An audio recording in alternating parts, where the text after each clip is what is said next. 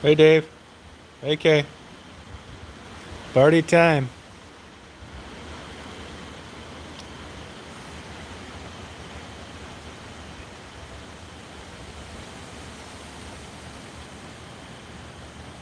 Hey, Charles.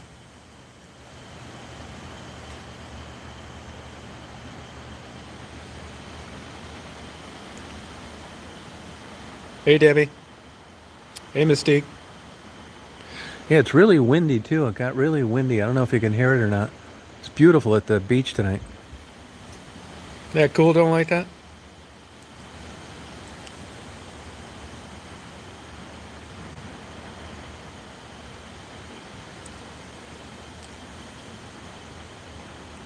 Oh, thank you, Mystique. Yeah, it's. Man, this is the best time I've ever had over here. I've stayed here before, and boy, the beach was just gorgeous tonight.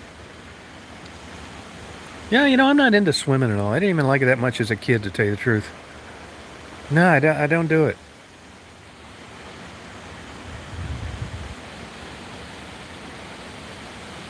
Yeah, I had COVID, man. I thought I was going to die from that shit.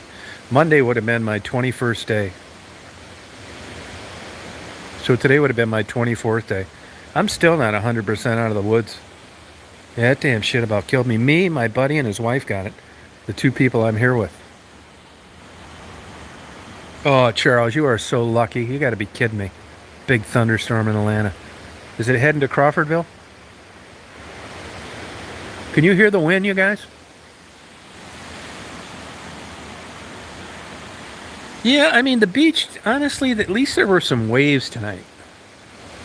And even though I don't go in the water, I mean, I'm not bitching about it. I'm just saying that, it doesn't matter that much to me because I'm not going in there anyway. But you can't beat the Florida beaches. You got to go all the way down to about Cocoa Beach before that water gets crystal clear blue, and you can see 50 feet. And, I mean, it's gorgeous. Same like the Bahamas through the Caribbean, down around Key West.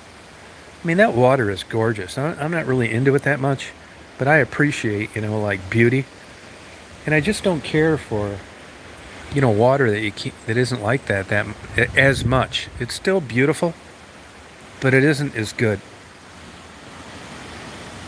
Yeah. Yeah, this pool just actually got fixed, to tell you the truth. They were having a hell of a problem getting it done right.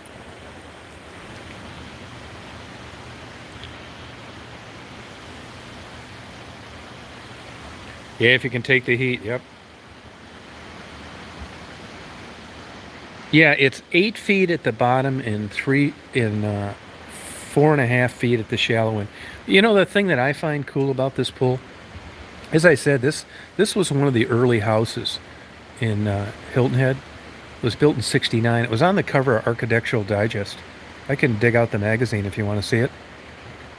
Uh, People have asked me. I mean, I'm not bragging. It's not my house, but it's right now. It's valued at 1,800,000.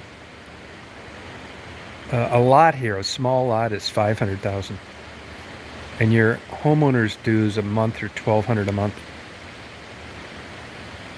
It's expensive to live here. Yeah, it's deeper at that end right there. Yep, it is. Yep.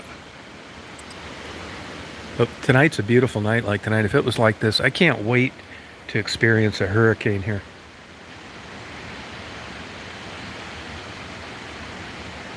What I did do is I took the Jeep tonight and I drove around the neighborhood.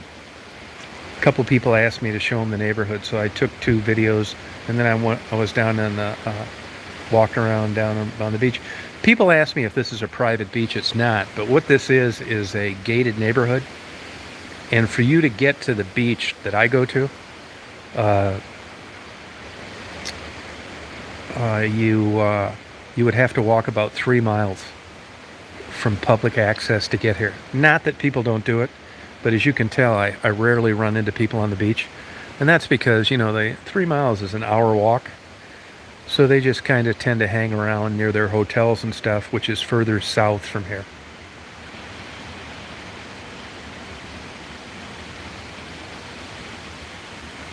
No, what happened to me is my buddy, I felt like shit. I mean, I knew something was going on. COVID was really wasn't what I thought it was.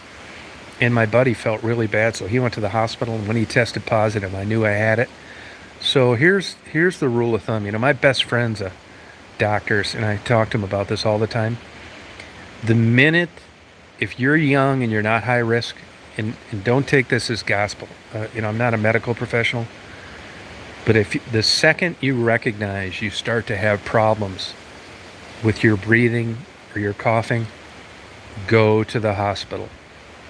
What's getting people is a lot of times they think they're going to beat it and it's going to get better, and it doesn't.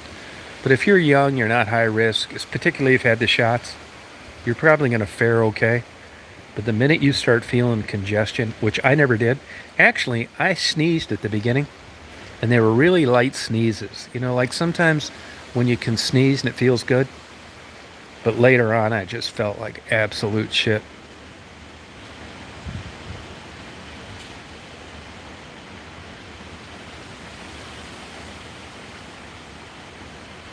Yeah, I'm not a pool guy at all, to be honest with you. I'm not even a Hilton Head guy, to tell you the truth. I mean, I think the trees are cool. Those are live oak, Spanish moss hanging down. I mean, if I was like 30 and you don't know anything, and you see people with nice shit, and you hope you have it someday, and I kind of went through that phase at an early age, and it wasn't really what I thought it was. Uh, so I mean, this is cool. It's nice, but I'm fine without it.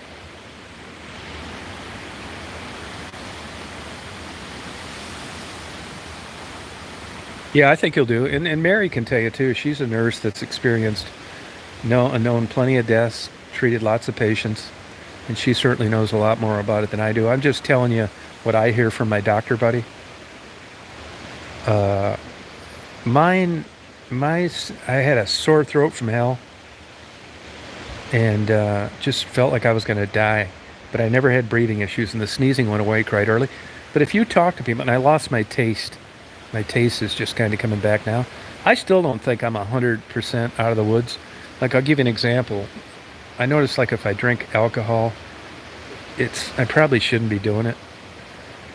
I think I have like gastrointestinal issues a little bit still. Like today, I thought, I haven't had a Starbucks coffee in a long time. So I went and got one, and I took one sip, and I knew right then, you better not drink any more of this. I got like a pain in my stomach. So I still think I have remnants of this. And the buddy of mine that's a doctor that's probably lost 30 patients and treated another 100, he had COVID. He said it took 5.5 months, and he's a health nut to get over it. And that was also a guy that was vaccinated.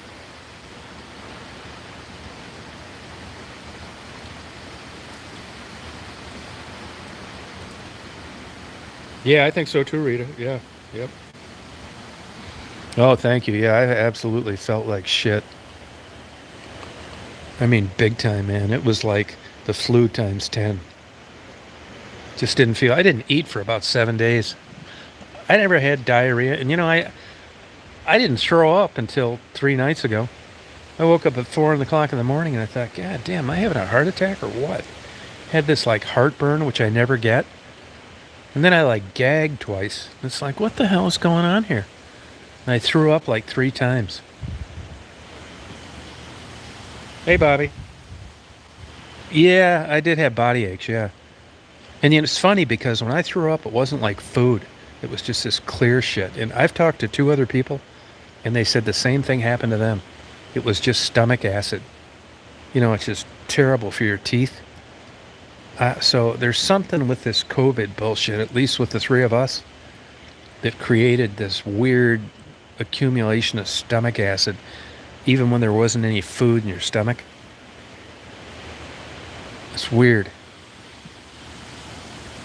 Oh, it was a bitch, man.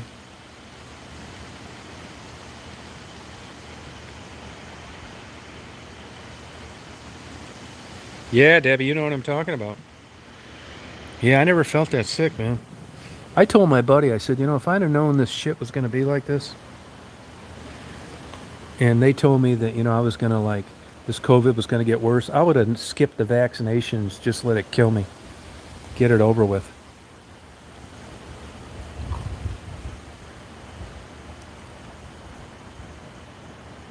Yeah, okay, that's what I did. That clear vomiting thing. So weird. It wasn't. It was almost like the dry heaves, you know. Yeah, it's some kind of. It does some kind of weird stuff to your gastrointestinal tract. Yes, Erilyn, you need the vaccines. You don't know what you're talking about. Maybe you want to cite your sources. Bullshit. Hey, Deborah. Yeah, it is. Yeah.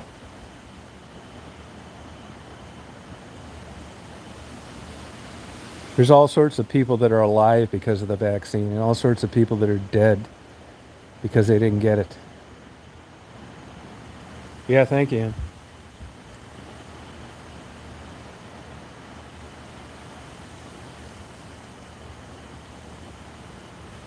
Yeah, I think I'm pretty recovered now. I'm still a little gun shy, but on and I'll tell you another thing too. I slept like hell for 2 weeks, like 16, 17 hours a day.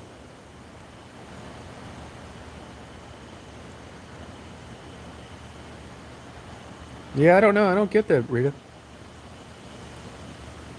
Hey, GMA.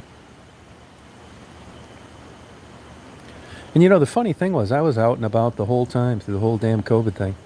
Hell, I didn't get my vaccines till late. Yeah, you're right, Mystique. Yeah, yep, that's true.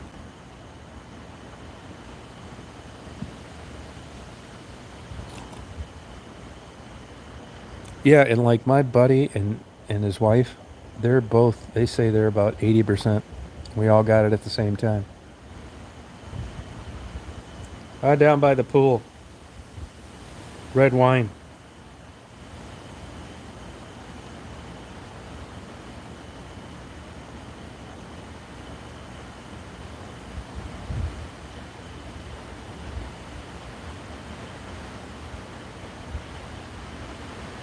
No kidding, Dave. I can't see many stars here. I think there must be overcast, but it is blowing like hell. It really sounds nice. You hear that wind? I mean, I'm kind of down low and I'm, surrounded by three sides of this house. So you don't see like the pool blowing or anything. But man, you can hear it in these trees. No, I'm about 200 yards from the ocean. People have asked me, it's like, what's the difference between where I'm at and the ocean? I'll tell you, about $1,300,000. The difference between the first street off the ocean and the ocean is about $1,300,000 for the same everything.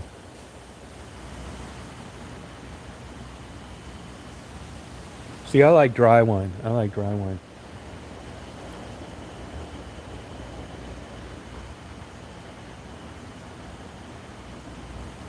Yeah, I'm having a good. Hey, yeah, man, how you doing?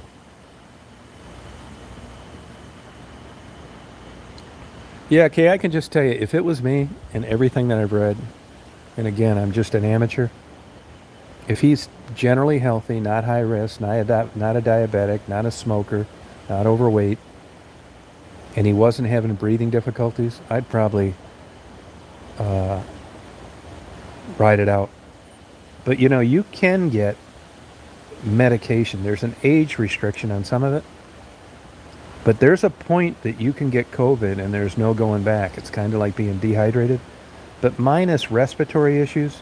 If it was me, this is just my opinion, and insurance was an issue in money, because I shouldn't say the last thing you want, particularly if you're choosing life over death. It's nothing to rack up a $8,000 bill a week in a hospital for COVID.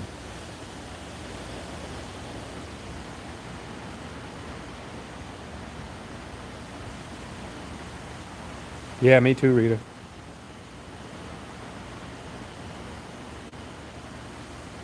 Oh, I would love to do it, ICU. Yeah.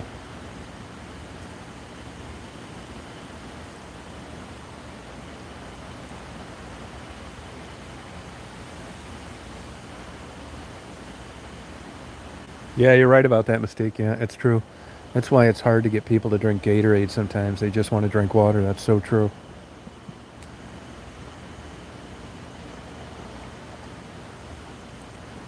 Yeah, that's exactly it.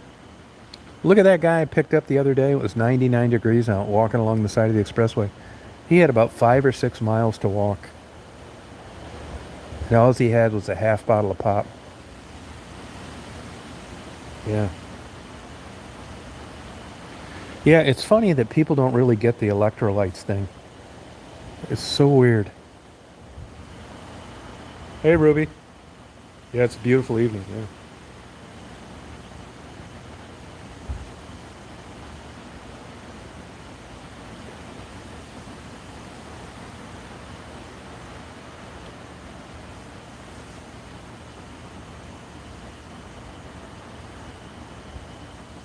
Oh, thank you. Thank you, homebrew. Yeah, I'll come over there.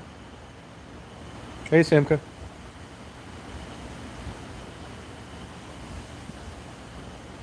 This is a bird of paradise plant, by the way.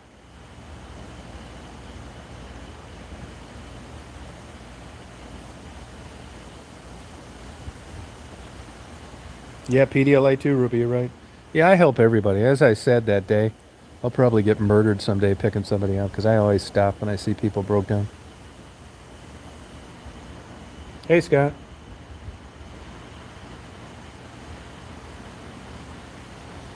Yeah, then it was good. Honestly, Drifter, it was good. It wasn't great. Good, not great. Yeah, that could be. I'm not sure. You know, believe it or not, GMA, I never took my temperature. Now, my buddy got the night sweats all the time. I'll tell you, when I first got it, like, it was like on a Monday or Tuesday that I noticed symptoms. It felt, I remember I was laying in bed and it felt like somebody like gave me like electrical stimulation. It was this weird, like electrical feeling. It started in my feet. It went up through my pelvis, through my chest. I thought, man, am I having a stroke or a heart attack or something? And it was like, really, it felt like that, like electrical stimulation. And that was the beginning of it all. I'm sitting alongside a pool.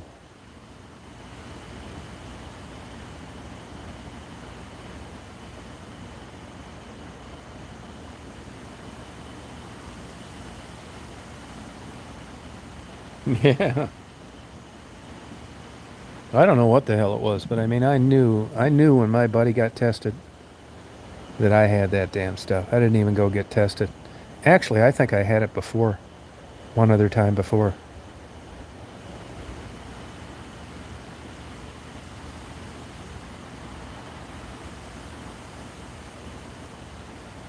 Oh, good, Susan.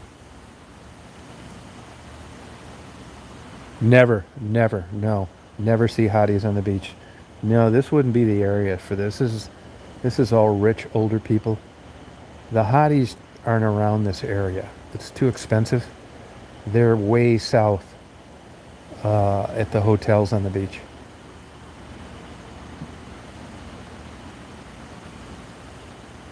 Well, I'll tell you a funny. Let me tell you a thing that's not funny, but I'll tell you something that happened. You know, I used to be in aviation quite a bit, and I still keep in touch with a lot of pilots. And I got a buddy of mine that retired from Delta. He was like the second seniority, and he's an FAA guy now. And anyway, he's really connected in aviation.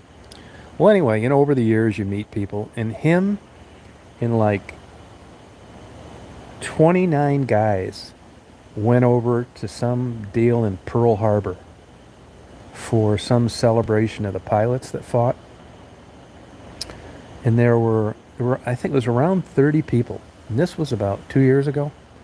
And these were all older guys that had been retired airline pilots, and most of them stayed in shape. I mean, as far as he could recollect, nobody was high risk that he knew of. Diabetics, COPD, overweight, that kind of thing. You know, they were there for a 3-day ceremony, and on this destroyer, aircraft carrier. And you know, half those guys died. Half those guys died that got COVID. All were over 60.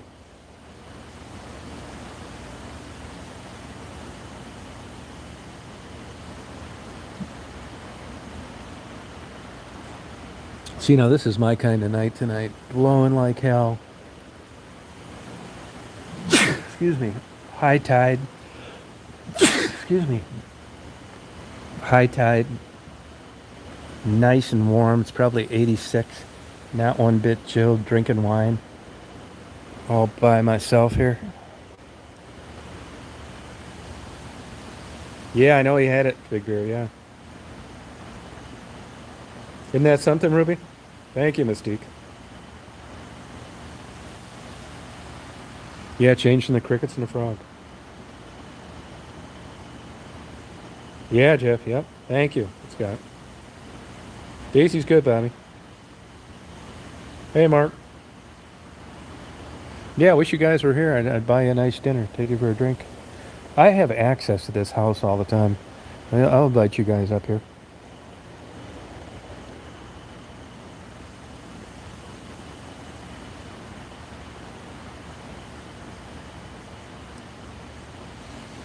Yeah, I mean, I could come over here a lot. Like I said, I could. I just. I mean, it's okay. I mean, I don't want to sound like an ingrate, but if it was stormy, I'd be over here all the time. But it's traffic up the ass. You know. The reason we're over here for a week. I mean, you guys know what the deal is on my buddy. The reason we're over here, I know this sounds terrible, and I'm not bragging, but it's to eat out at good restaurants for a week. That's the only reason we're here. I do have a charmed life. I've been super lucky, and and really, I mean, somebody sent me an email today, and they said we're confused on when I wanted to leave Brestwich. Here's the deal.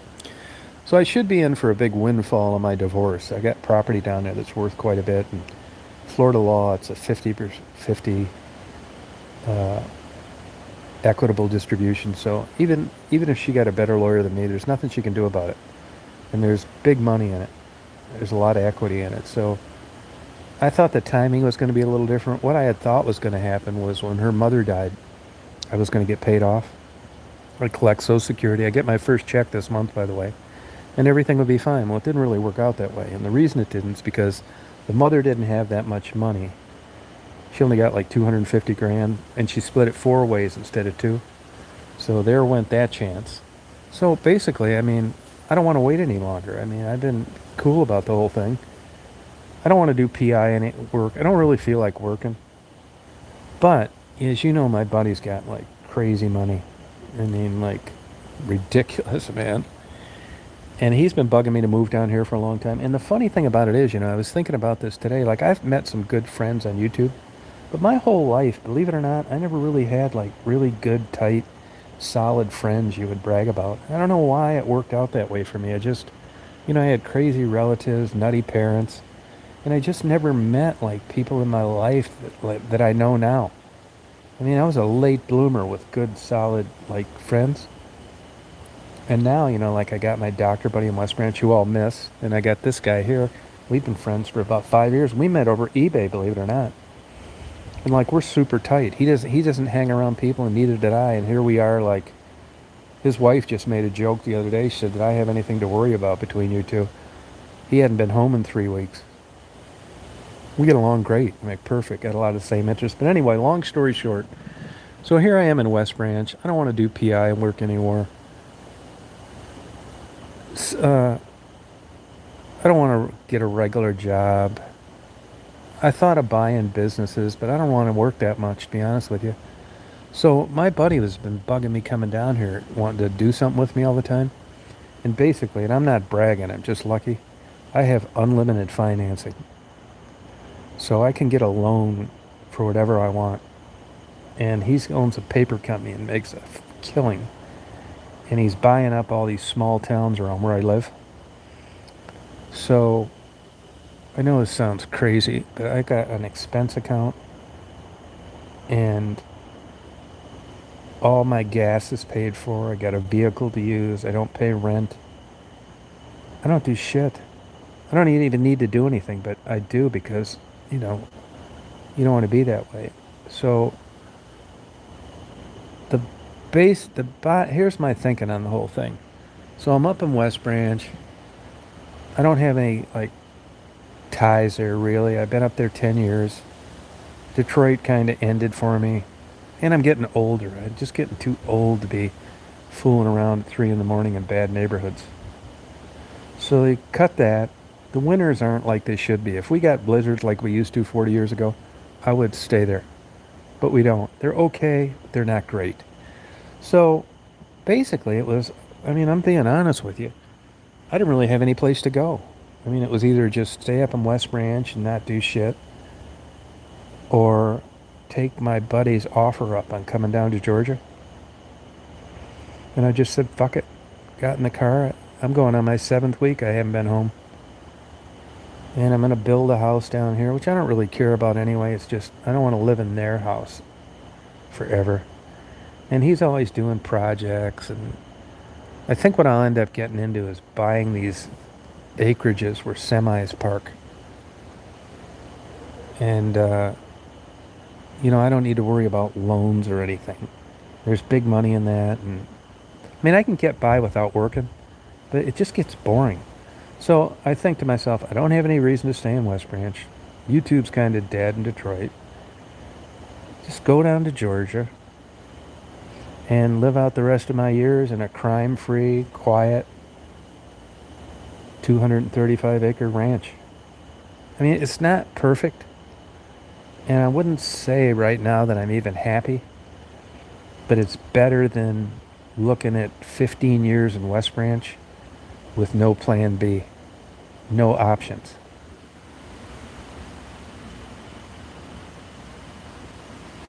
Yeah, so that's why I'm here.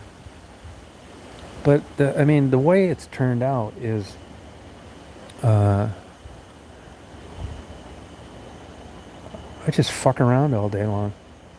I drive this construction equipment and play around with it, and I do like hardly anything really. I do cut the grass, and I don't even need to do that, but how you gonna not cut the grass when you're like living this lifestyle? And it's in an air-conditioned John Deere and blah blah blah. So the plan is, this is the plan. I gotta quit fucking around. I just doubled this dose of this antidepressant starting Monday, and I feel even way better. So I think I'm in the mood to like get something done. I'm gonna file this divorce, get my place built down here. Nothing extravagant, more like a cabin. Go up to Michigan, load all up my books, clean my condo out, have a painter come in, sell it, and just bite the bullet and move. Yeah, and really it comes down to opportunities in which I have none in West Branch.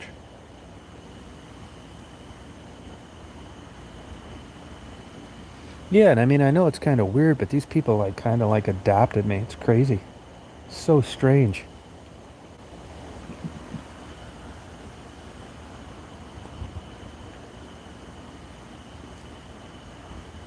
Yeah. So I mean that's the thinking on here. And I will tell you, for about 3 weeks, man, I had to fight going back home, especially when I had COVID.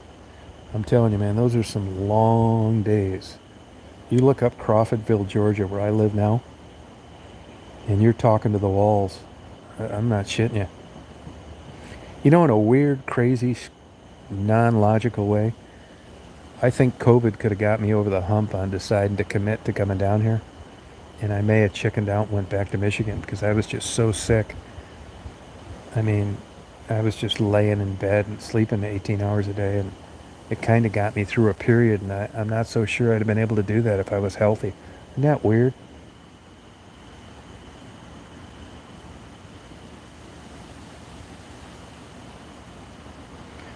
And this guy, now tomorrow what I'll do is, I think it's just kind of interesting. This guy has all sorts of cool shit. $700,000 diamonds, $300,000 diamonds, all these rare guns. I mean, he buys car collections like 1 million, 2, 3, 4 million. I'll try and remember the name if it was on American Pickers. He saw that show and got a hold of them and bought the whole warehouse and all the cars. When I did that little video uploading, he's the nicest, most considerate guy in the world. Him and his wife both are real animal lovers.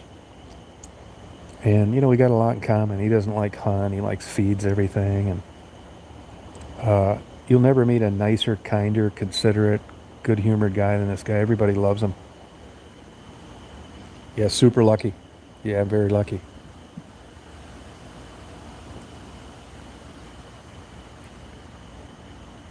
Not like you would not. Well, I would say yeah, but not like you would think. It's the second marriage. She's 55. I would say average. She's a really good person, sharp, really intelligent. She was in the movie business for about 20 years, but behind the scenes, and not what you think. No, he's not a skirt chaser at all. His partner is, but he's not. Oh, thank you, Karen. So, I mean, but you never know. I mean, you never know what's going to happen. I mean, who knows what tomorrow's going to bring.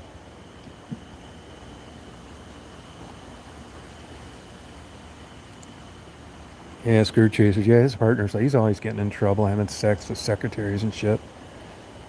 Yeah, I mean, just, that's a certain type personality.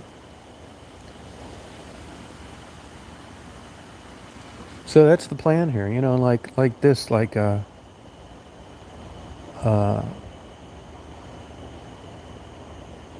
like this, I don't do anything. I don't do anything. It's crazy. And let me give you an example. So I mean, I think I'm pretty adept at sizing feelings up, and I try and have good etiquette when I need to, and be a good guy. And like him and his wife haven't seen each other in 3 weeks. Well, I'm aware of that, right? And I don't want to get in the way, and I don't want to intrude. So he said to me a couple days ago, he said, "Hey, let's go to Hilton Head." And now the wife's taken two nieces to something where they hang around with elephants for a week, give them baths and stuff in Florida. 6 grand a kid. And he said, Kelly's going to be leaving. Uh, let's go over to Hilton Head, fuck off for about a week, just eat out at good restaurants, shrimp and lobster and stuff like that. And I said, you and Kelly haven't been together for about 3 weeks. Why don't you guys just, get together and have some privacy? He said, fuck that, man. She doesn't care. So about 5 hours later, the wife called me. She said, hey, Marty was saying that you were saying something about privacy and stuff. I said, yeah, I mean, you guys haven't been together. I'll just stay out here in, Crawfordville, and you guys can at least have one night together. And she said, that's bullshit. She said, you are part of the family now, and you don't intrude at all, and we would have never invited you down here to begin with if that was a concern. She said, I would take it as an insult if you don't come over here and we share a glass of wine tonight. I mean, this is not me. This is all them. I'll tell you a funny thing that happened. It's like, I like wine and I've read quite a bit about it and blah, blah, blah. And I know this sounds pretentious, but like I said, it's not me. And Marty's like a really generous, like good guy. And the last time I was here, I don't know if you've experienced with good wine that much, but like she doesn't like to drink wine alone and he doesn't drink at all. And like in the 3 night period, you can share a bottle of wine with one person, no problem. That's easy. I can drink a whole bottle of wine, no problem. And the first night we had a bottle of wine, $1,900. The second night it was $1,300, and the third night it was a 900 bottle of wine. And I didn't even like feel comfortable like drinking it, but he had bought her that for like anniversaries and stuff like that, and she didn't want to drink it without somebody else. And let me tell you, it was ass kicker wine, really super good. Yeah, I know it's crazy, isn't it? So, and I'll say to him, and it's like, he just bought the skid steers used all that construction equipment is like expensive. He said, he said, do you think we need a bigger tractor? You would be surprised at the people. Like I mentioned this the other day, one of his good friends, he had the world speed record for a while. You can look up his YouTube videos. Um, he's a guy out of Covington, Freddie Neely. He was a top fuel dragster. I talked to him the other day. Really super good guy. But when you're around people, you're not going to believe the money some people have. This guy's never worked. He's 70 years old. He said when they were at the height of the top fuel dragsters, with sponsors, they were losing $2 million a year. But there's the money some of these guys have, it just blow your damn mind. Hey, Jay.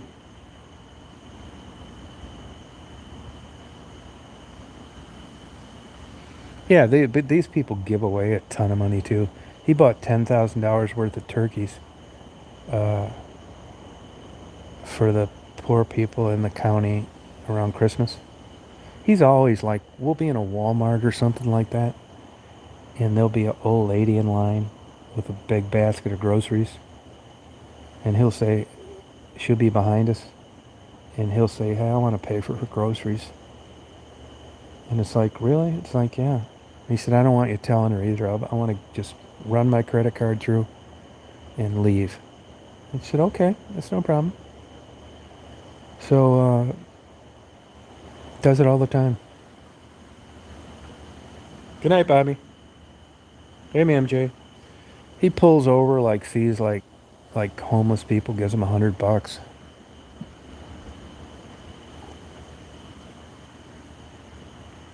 Yeah, I think I can work it all pretty good now, but I'm not so sure I could do a job. I'm gonna find out. Yeah, a lot of it's luck. But if you met this guy, Mark, you would love this guy. He's just like a gifted, like charmer. I mean, this guy has got more money than you could ever spend.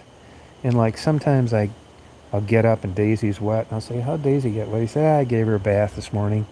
He's always cooking her like these special meals. Here's another example. Like Daisy needs surgery. He said, I'm paying for that surgery. It's like, no, I don't want you paying for the surgery. He said, no, I'm paying for it. He said, I can afford it. The dog needs to get fixed. It's nothing. He said, I know if you were in my shoes, you'd pay mine. Stuff like that. You know, David, I'm not sure, but I remember about a year and a half. Oh, I felt really bad, kind of like I did this time, with some different symptoms.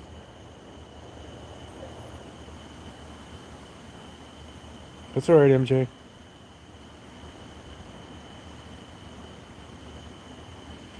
And this guy is like really smooth at like negotiating, and he doesn't have an enemy in the world.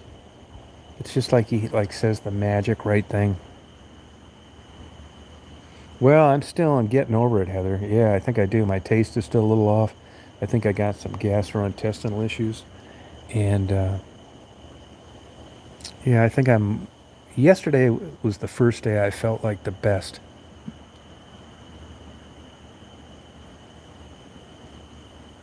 Yeah, she's got stones in her bladder. The only way to take them out is through surgery. It's a real simple surgery, though. Let me give you another example, right? So, you know, there are people out there with just money that blow your mind. I mean, these guys are always talking about few million here, 5 million here, car collection, 3 million. I mean, it's crazy. So he says to me the other day, he said, "What are you doing about that divorce?" And I said, "Well, I want to get divorced." He said, "Well, why aren't you doing it?" It's like, "Well, I just haven't got around to it, And he said, "Well, look, I'm going to hire an attorney, a good attorney, the best attorney down there, and I'm just going to pay for it." I said, "No, man, you don't need to pay for it. I had the money paid for it." He said, "No." He said, "You just need to get this money. You need to get that equity there. And I just don't want to insult you, but can I just take over on this?" It's like, yeah, you could, but I mean, I'd rather just do it myself. He said, "Yeah, but he said, the market's going to go south. That property may not be worth that in a month." So sure enough, gets a law firm, sends him 5 grand.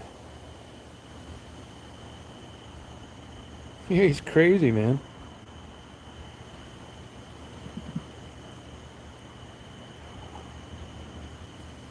Isn't that crazy?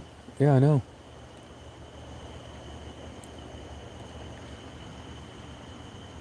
Yeah, most people, yeah. So, as I said, what's turning out to be a pretty good lucrative market is this issue with semi trucks. Actually, truck drivers are getting to the point where you expect to pay even at a truck stop. And if you don't, there are restrictions. They want you out of there in 8 hours. And more companies don't want you getting there early and parking out front. Like I know in Georgia, they don't want you parking on the side of the road. And if you look at like I-20, which runs south of me, there's really, you can't just park in any parking lot you feel like. You can't just pull over on the side of the road and sleep. And it's getting to be more and more of a problem. So there are more and more of these private lots coming up where you can drop a trailer or you can sleep there and not be getting screwed with. You know what I mean? So he's kind of like starting to do that. And he said, if you want to get in it, get a couple of them. I'll lend you 3, 4, or $5 million. I don't care. When you really look at the property anywhere near an interstate, it's like it's no problem dropping $1 million or $2 million on farmland near an interstate. And if you're not near an interstate, people want to get right off, park their trailer, park their truck, and get right on. So it doesn't do you much good to be 5 miles south. You know what I'm saying? So that's kind of what I'm eyeing now. And he just bought a parts store and a real estate company and a factory. Look up Union Hosiery in Union Point. He basically bought the whole town. And there's a bunch of shit up there I could do. So now today he asked me, he said, would I be interested in running a showroom on refurbished vintage cars? I'm talking about like expensive ones, 300, 500 grand, that kind of thing. And he'd say we would just have like 10 of them on file, Jaguars, Porsches, that kind of thing. And just you could be like a salesman. It's like, yeah, I'd do that. That'd be fun. So it's always a bunch of fun shit. Gold nuggets, diamonds. He's owned every Rolex watch ever. So I'm always around like really like fun stuff.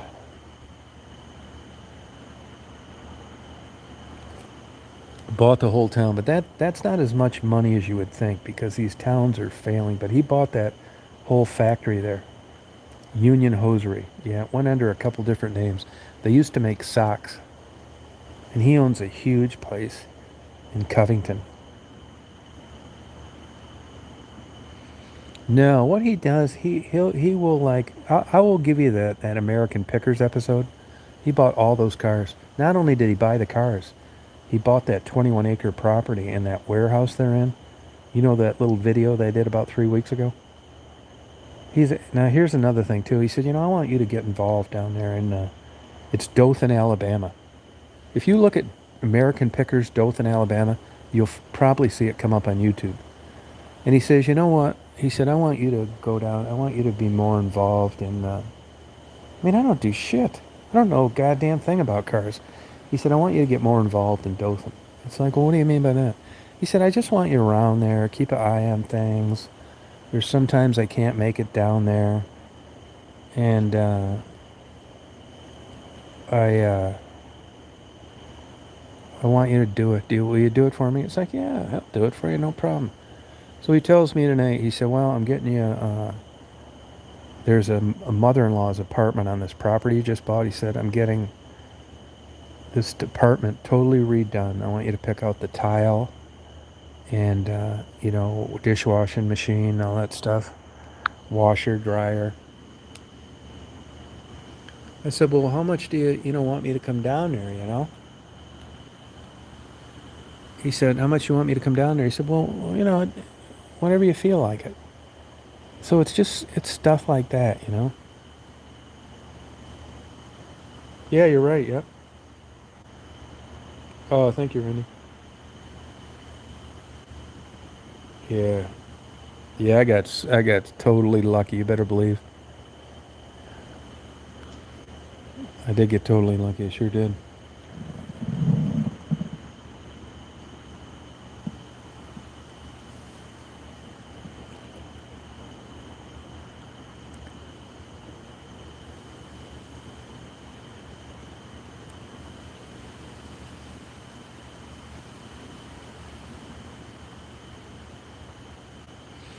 You guys know how it is. I mean, I've always said that all along. I mean, you got one guy winning the Powerball and another guy getting diagnosed with fourth-stage lung cancer.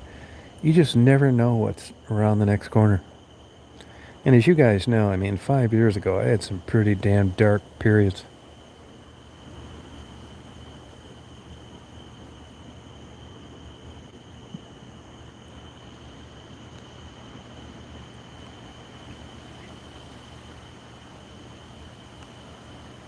Oh, I didn't see what they said. No, I didn't see what they said.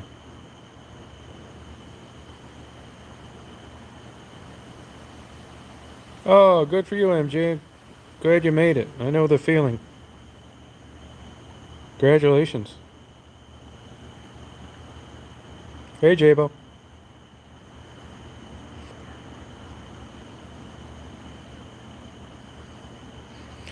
Here's another example. So, I got Medicare and I got a supplement, and it's all a fucking pain in the ass. You got to kiss her ass so bad to get her to pay for something. And especially when you go into a medication that's expensive, which Trintellix, what I'm taking is. So, this Trintellix is expensive, and I can get it, but I do have to jump through a lot of hoops. But I don't mind because, as it turns out, it's helping. So he tells me about a month ago. He said, "Hey, look, what are you doing on this mental health bullshit?" And I said, "Well, I'm just, getting out of town and, just taking it a day at a time." And he said, "Well, I'm not trying to tell you how to run your life, but I think you should try like a new medication." I said, "All right, what do you want me to do?" He said, "Well, I took Trintellix before, but didn't really do much, and probably because I didn't take enough or I didn't take it long enough." Well, when you have money like that, everybody wants to hang around you. So, of course, he's got 3 or 4 doctors at his beck and call. So he calls this doctor up at like 11 o'clock at night. He says, "Hey, I got this friend of mine here. I want to send him down to your office tomorrow. I want you to give him this one of these things that you think that works." He said, "I've heard good things about Trintellix." So I go down there, and this doctor gives me a month's free supply of Trintellix. It's hard to get. So he gives me a month. He says he'll try to get me some more. And all because so I don't have to jump through the red tape of getting this paid for through Medicare.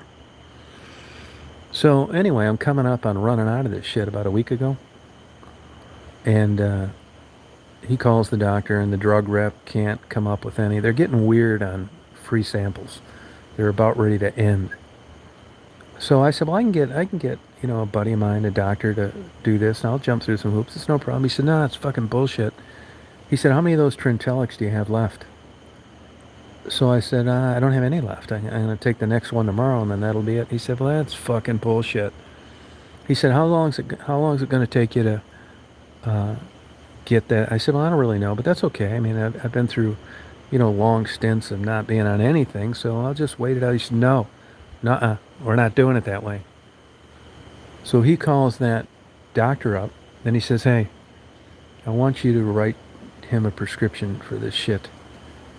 And he said, "Well, how much?" And he said, "Well, I don't want him, I'm trying to get him better, get him in a better place." He said, "I want a 4-month supply." And the doctor says, I hear the doctor there on speakerphone. The doctor says, "Well, that's pretty expensive." He said, "I don't give a shit how much it costs." He said, "Can you write him a 4-month supply or not?" And he says, "Yeah." And he said, "By the way, how's Tom responding to that?" He said, "Good, but, he's on like 5 milligrams." He said, "Do you think increase?" He said, "Yeah, we can give him 10. Anyway, he gets me a 4-month supply of this stuff. Even though I could have got it through my insurance, $2,300.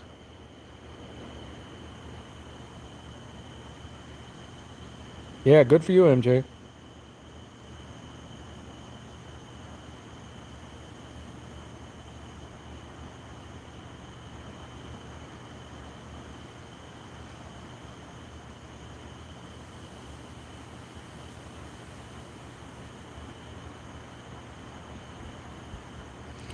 No, I think this new dose, actually, I think I'm going to end up getting a lot of stuff done, to be honest with you.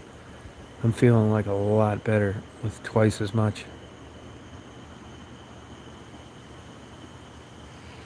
Yeah, I think it's working too, yeah. The double dose really helped.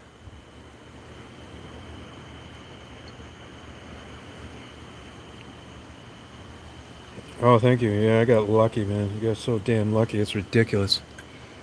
I mean, no shit. I mean, what else could you chalk it off to?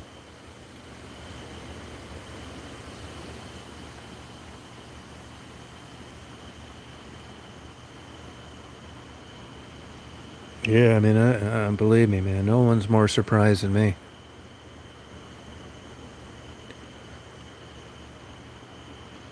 Yeah, thank you, Jimmy. I appreciate it. Yeah, he said two kids spoiled rotten. Two kids are spoiled rotten. Yep.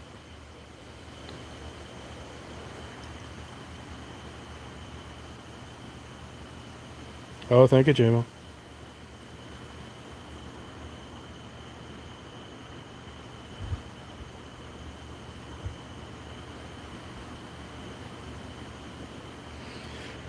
But you guys will get to meet him someday. One of these days, I'll get him to do a brief interview. You'll never meet a nicer guy in your life. He is the kindest. He buys $50 lottery tickets to the clerk at the BP station down the street all the time. He's like the most generous, kindest guy. Like tonight, he swerved. I said, "What'd you do that for?" He said, "There's a butterfly." He's the biggest animal lover ever. Oh, thank you, MJ.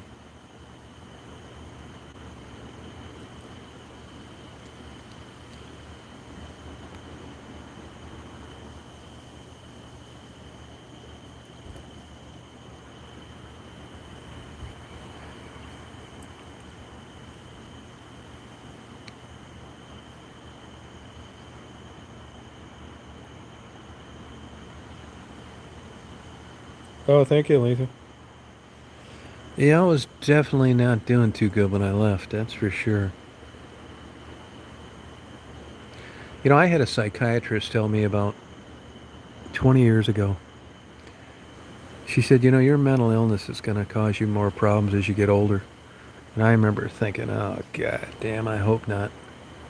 And I remember going right home and reading up on this shit. And sure enough, if you read my mental illness, it isn't the things that you would think that would make you depressed that get me. Honestly, it's just chemicals. It's not like, I know this sounds crazy, but I mean, like, I don't mind being alone. I think that's part of it. And I don't like care that if people care about me or not. I know that's nuts, but I mean, if somebody gave me like a terminal diagnosis or something, I think I would be just fine with like not telling anybody and just riding it out until it was lights out in the hospital. I mean, I'm not like driven by that emotion or that people care or any of that bullshit. I'm just kind of like that. So when I get depressed, it isn't for the reasons that you would think it would be. Like I don't have a girlfriend or I'm getting divorced or I don't have a wife. I mean, I knew when I left my wife 20 some years ago, and I couldn't have had a better wife, to be honest with you. I knew right then I was in for some trouble. I mean, I wasn't really even interested in dating that much. I knew I didn't really want to be married, and I thought, this isn't looking too good. And sure enough, I mean, I think I struggle with it worse as an older guy than I did when I was younger, because I think when I was younger, at least I was naive, and you keep expecting a magic bullet to show up. And then when you get this age, history isn't 100% definitive, but it's a pretty good indicator on what's going to happen down the road. So I know what's in store for me for the next 10 or 15 years, and you guys know how quick 10 or 15 years go by. So for those reasons and more, considering what could have happened, I'm in a pretty good position for being a mental basket case for the last 6 months.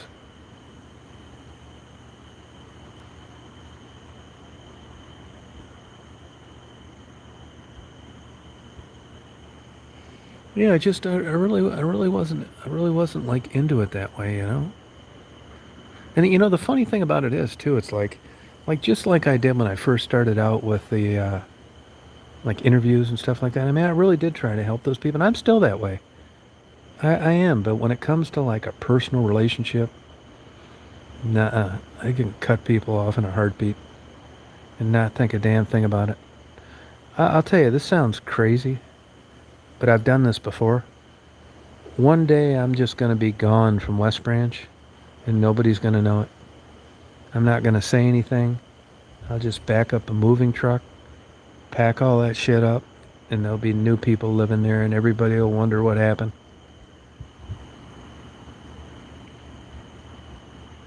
Oh, thank you, Drifter.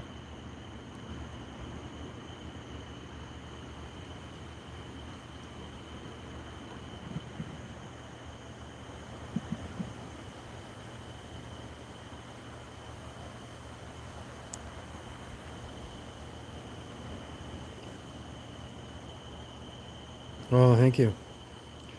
Well, I wouldn't say I'm fabulous, but there's been a definite uptick.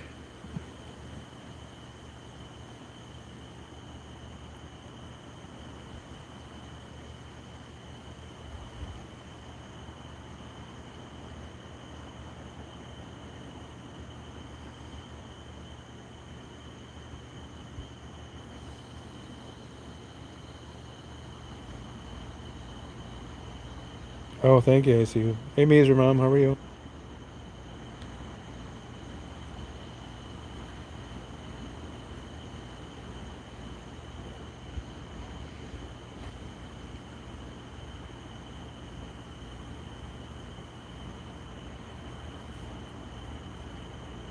Yeah, yeah, you're right, Rita. That was a close call.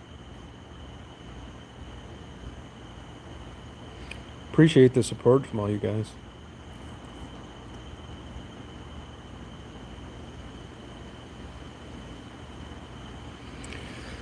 Yeah, I don't think so. I mean, I would like that, but he couldn't make the trip on his own. I mean, that's kind of sad about Anthony. He's really upset that I left. I mean, I talked to him, but it's nothing like the old days. Yep, she's inside with the shelter rejects. Yep. There's Marty right there.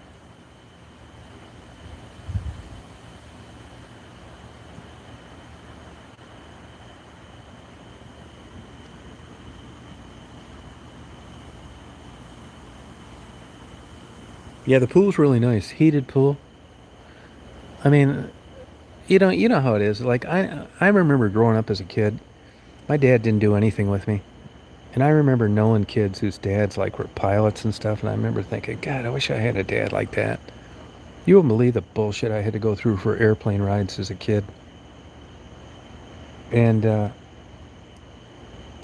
these guys had these dads that did all this cool shit, and they weren't interested. My dad never did anything with me, and it's just funny how like I fall into this thing, and I'm not into pools. I don't really swim. I don't fish, and here I'm around all this kick-ass shit where somebody else would like be swimming in this pool, and it's just funny how that works out with people sometimes.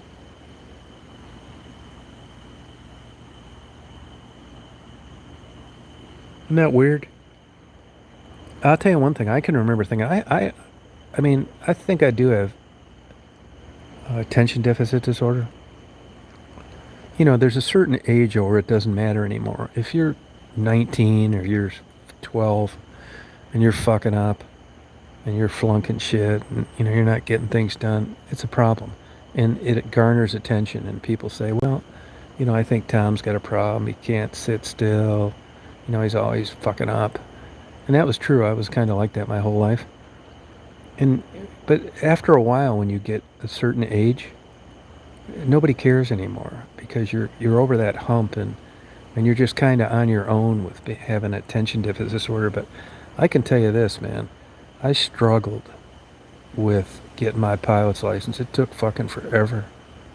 There's a couple times I took the written and passed it, and then it expired, and then I'd start, and then I'd quit, and then I'd start, then I'd quit, or I wouldn't get along with the instructors, and it just took me fucking forever. And I finally did it, and I remember saying to myself, if I ever get this goddamn pilot license bullshit, if I ever see anybody sitting at a picnic table or coming up and asking me about a plane and, how long have I been flying, I'm going to ask them if they want to ride. And I did that from day fucking one. There isn't anybody that ever saw me anywhere that I didn't ask if they wanted a ride.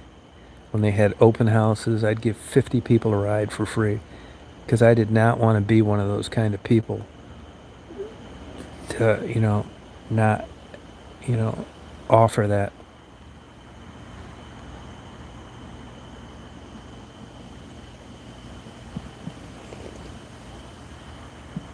Good night, Mary. Yeah, my dad too, Dave. Really, Jabo.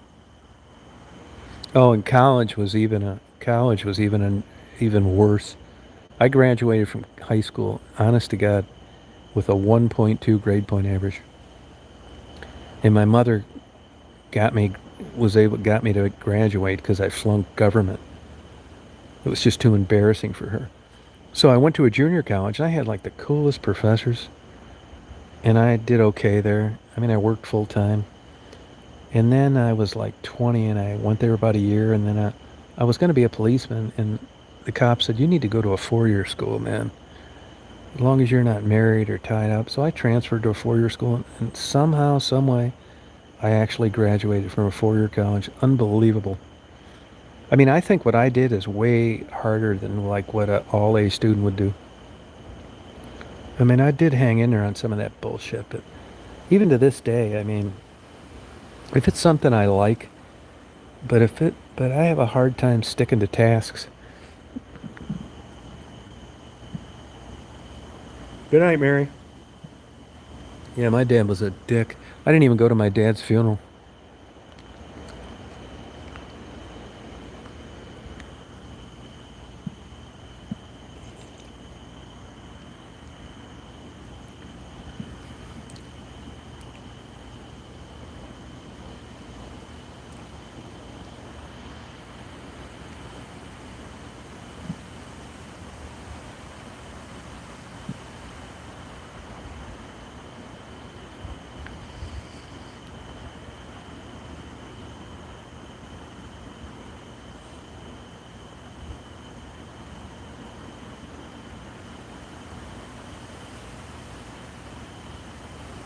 Hey, Kim.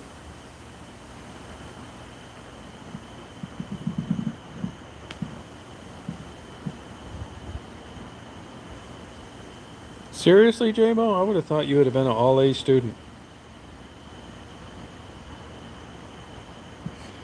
I can remember taking a literature class, and there was a section in there on interpreting plays and interpreting literature. And I can remember like the first month of the class,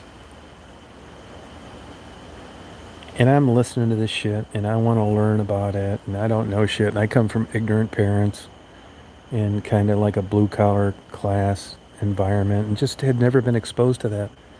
And it was interpreting what the author was trying to portray in this literature. And that was the first part. And then it was interpreting like Oedipus and what they were trying to convey. And there were multiple choice questions. And I can remember going through those first tests in those first subjects, trying to figure out what the fuck they were talking about. I would go through like the answers, and none of them made sense to me. And I thought, is there like a part of my brain that is missing? I mean, I thought I was like half-ass intelligent, but when it came to like interpreting like what authors were doing or what they were talking about in plays, I was just like Down syndrome.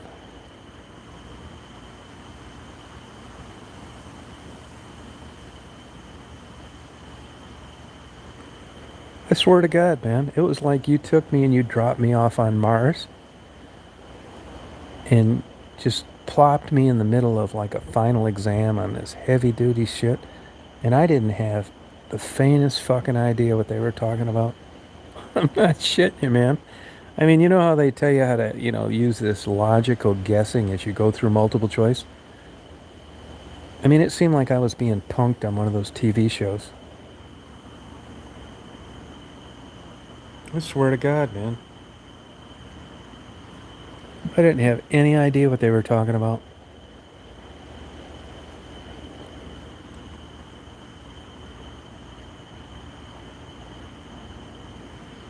Yeah, I mean, I did get better at it later, but it certainly wasn't intuitive, and it wasn't like I didn't have any gift at this stuff, you know?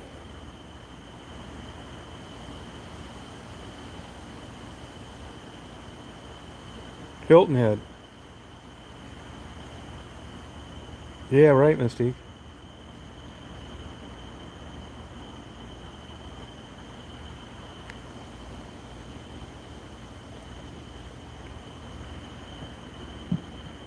I'd walk down to the beach and show you, but you wouldn't be able to see a thing.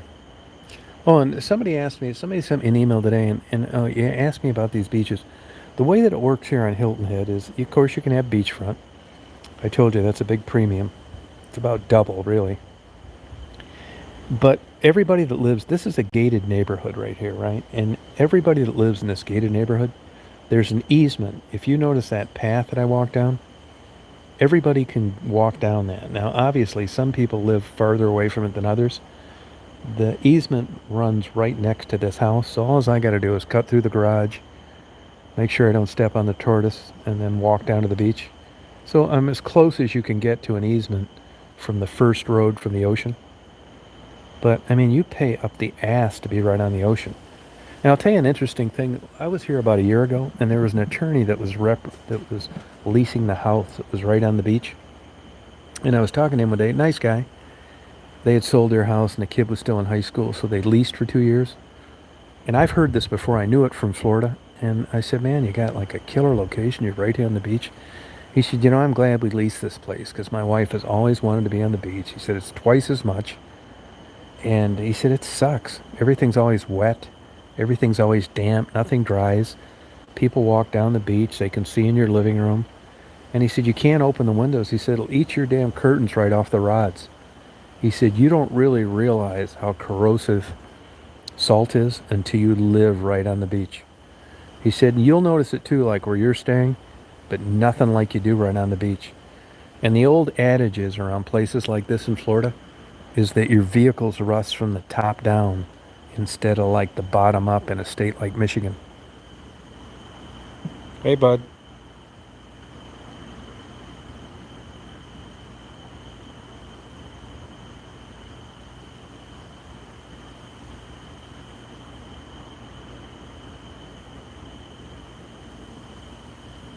Good night, Rita. Yeah, I'm not really a beach guy, to be honest with you. I mean, I went down there for a little bit just to do that little video for you guys today to show you the beach. But I mean, if it's storming, I'm all for it. But a hot sunny day,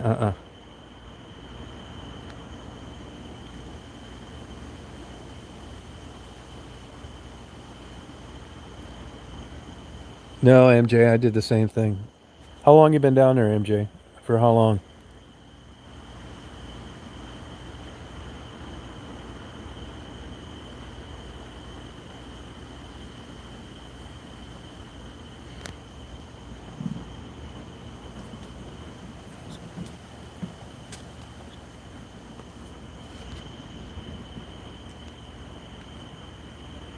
Yeah, I love storms. Yeah, I sure do. Yep. Yeah, you should be getting over that now, MJ. Now I know the feeling, man. I'm in Crawfordville, Georgia. Look it up. The whole county is only 1,500 people. Oh, thank you, GMA. Yeah, good to see you. Thank you.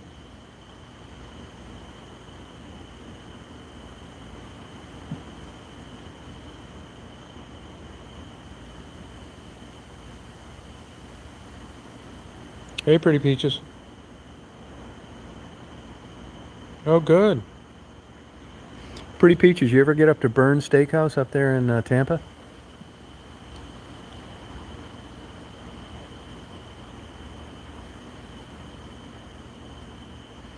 Yeah, I'll get up there, homebrew. You ever get down to Crawfordville?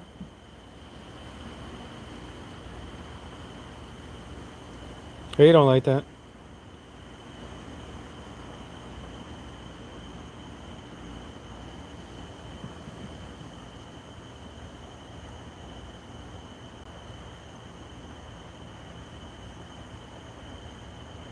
Yeah, not in my small town, simply. Oh, did the Warriors win? Yeah, good for them.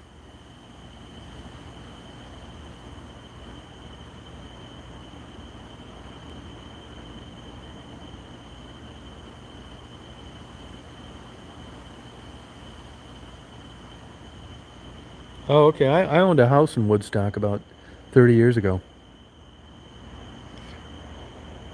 Eagle Court. Eagle Court.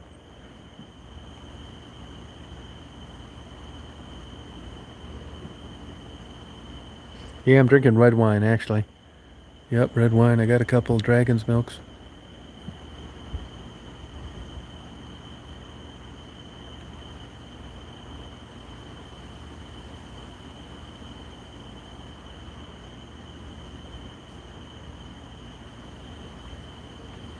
No, I didn't. Not at all. No, I didn't. That was kind of conditioned to get married, and she was accusing me of being a control freak, so I moved down there and commuted back to Detroit for 6 months. I hated it. Cherokee County, Woodstock.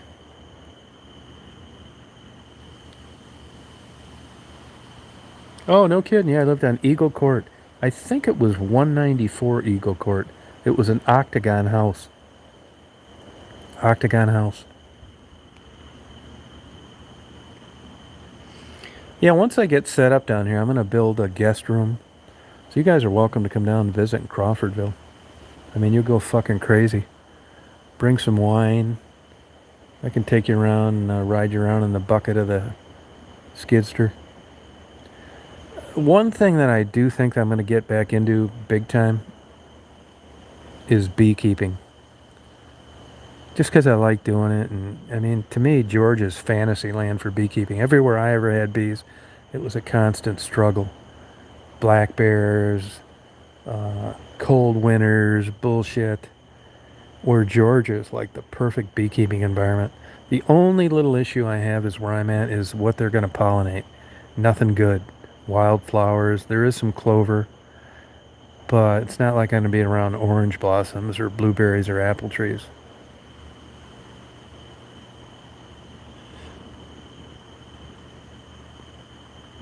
Yeah, come down there. We'll start a cult. My buddy here is getting a church deconstructed, 1847, and he's rebuilding it on the property. And I've got one of those mail order preacher certificates, which, believe it or not, makes you legal to do a marriage. Yeah, I can get you some beeswax if you want. Beeswax is very volatile. I know two guys that have burned their house down messing around with beeswax. Here's the issue I have with beekeeping is I want to do it like for the environment. I mean, I don't want to sound like a Greenpeace warrior, but I don't want to like extract honey and put it in jars and sell it. It's just really doesn't interest me. I did that in Illinois. Yeah, I did that in Illinois. Actually, I had 50 hives in an organic apple orchard.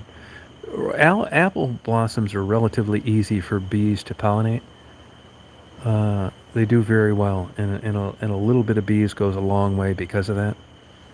Bees seem to struggle with things like blueberries. If you ever notice, they're down there and they're getting their feet stuck in them. And I mean, I don't know this for sure, but it always looked like that was hard for them to do. Bumblebees are much better pollinators for blueberries.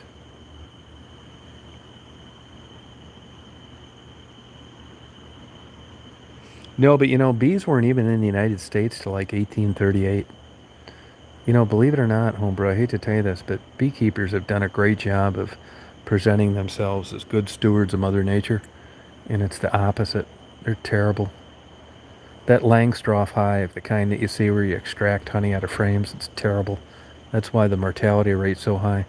I have a ware hive now. I just ordered it, and it's kind of a natural type thing. I'm not really interested in like I said, selling jars of honey. I'm more interested in like queen rearing and splitting hives and letting them go and that kind of bullshit. Because what people don't realize is the honey, it's for the fucking bees. You'll have a beekeeper tell you that they produce excess honey. I don't believe that. I think it's bullshit.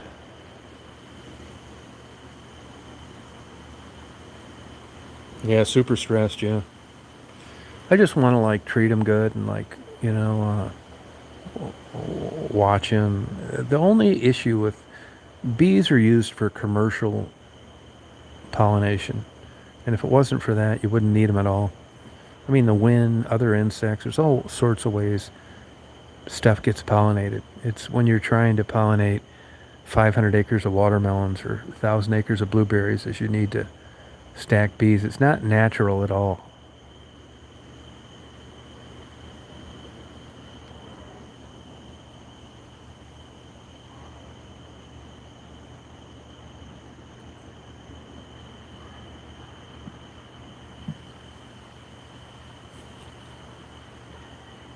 I have not, Drifter.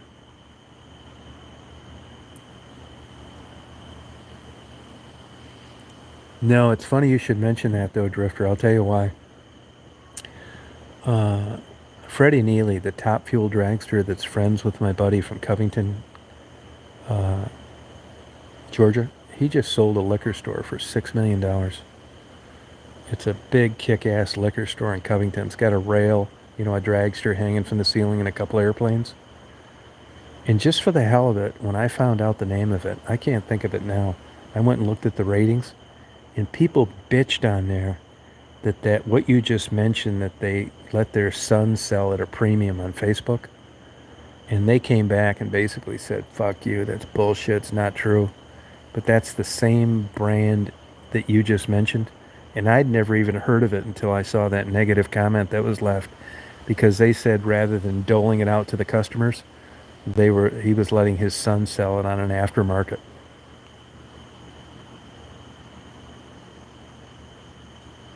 Wear a bee suit, Melissa. I wear a bee suit. Yeah, that's how.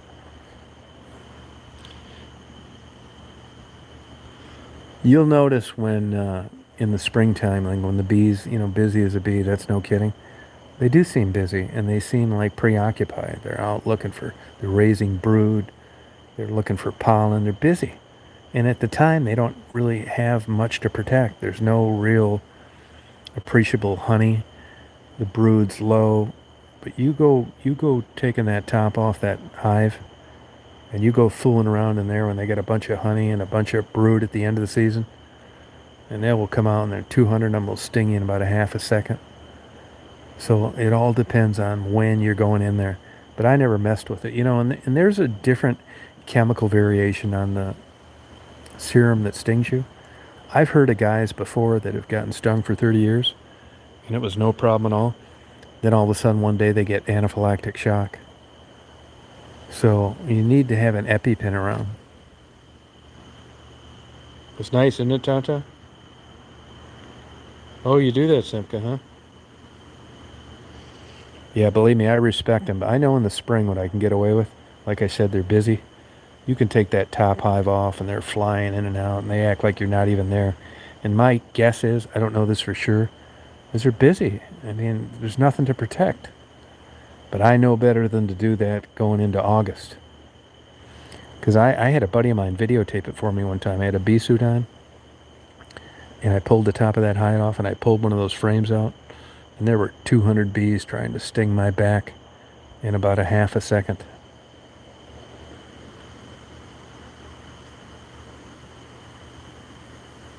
Yeah, you're right, Jeff. Yep.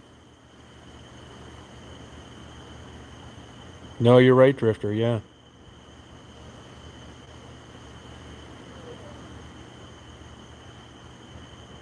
Yeah, they put off a lot of heat. Yeah, you're right about that. That's why they fan themselves to cool. Yep, that's true. There's a furniture store in West Branch, and they've had a beehive between the walls for at least 110 years, which is pretty damn impressive when you consider the colony is replacing the queen, that kind of thing.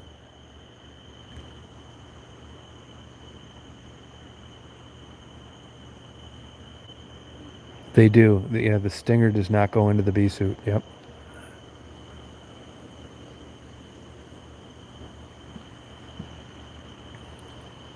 Yeah, that's how I am, Mazer. Yeah. I mean, at least the one I had, I never. They were trying to sting it, but they couldn't.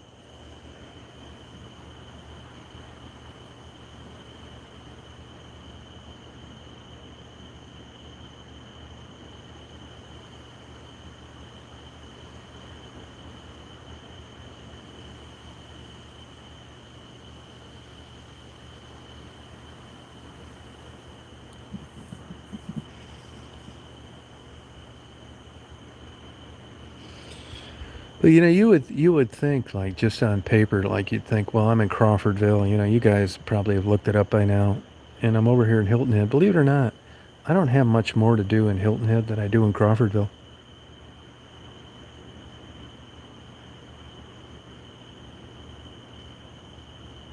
Yeah, you're right about that, Jeff. Yeah.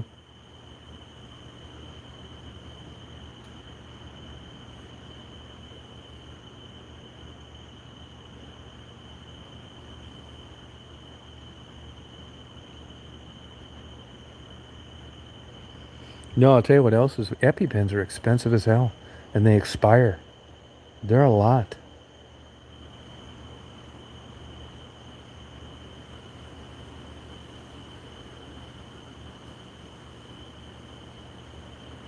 No, it's weird, Melissa. That's right, Mystique. Yeah.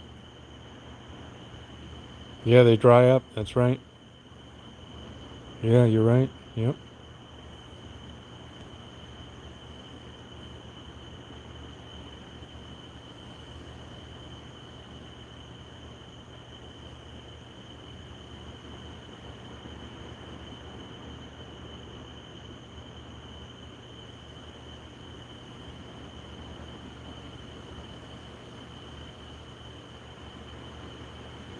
Yeah, you're right, Simka. Yeah, it's the difference between life or death.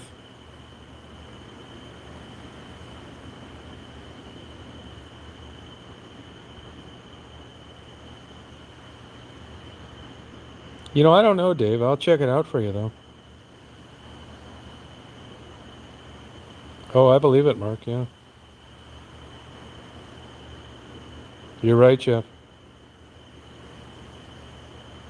No, it's weird, Melissa.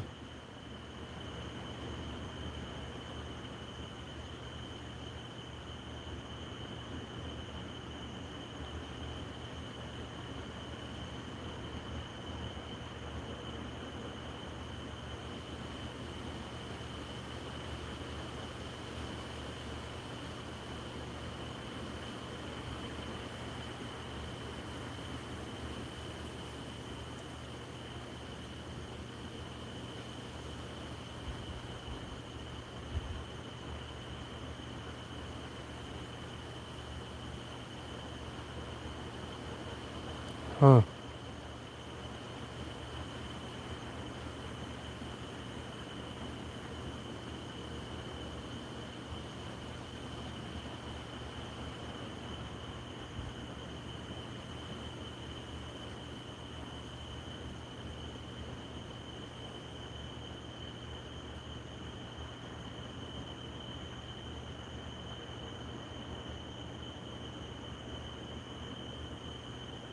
Yeah, good idea. They can repeatedly sting you, Melissa.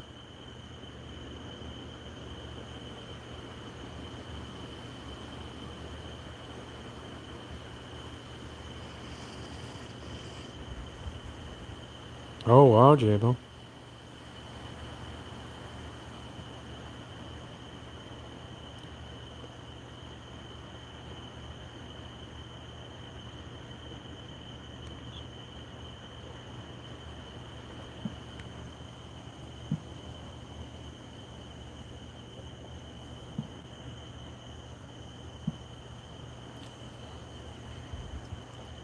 Yeah, it'll keep you alive.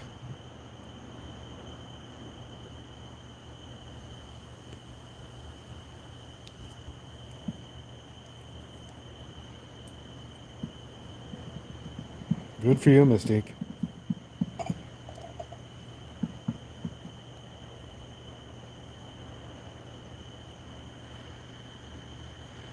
Oh, thank you, homebrew. Oh, I appreciate it. Thank you. I owe you one. Dinner's on me when I come up to Woodstock. You ever get down to Athens?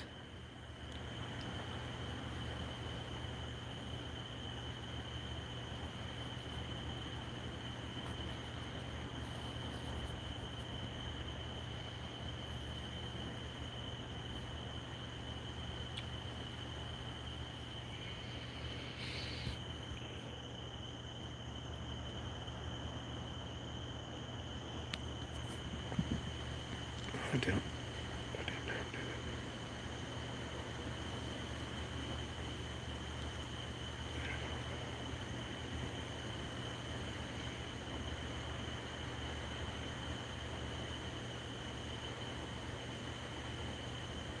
Yes.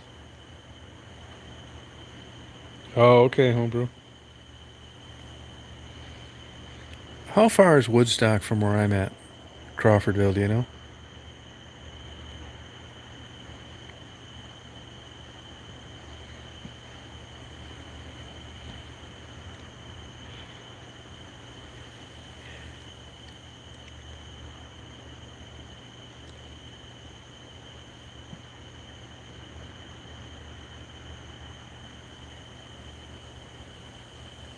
Oh, it is?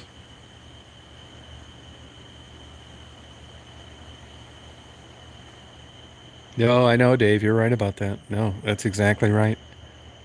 There was a guy actually up near me in West Branch 3 years ago that died running over a bumblebee's nest. Yeah, you're exactly right. They can't get in the John Deere, and they can't get in the mini excavator, and they can't get in the skidster. No way. No, Woodstock, Georgia. Georgia. Yeah.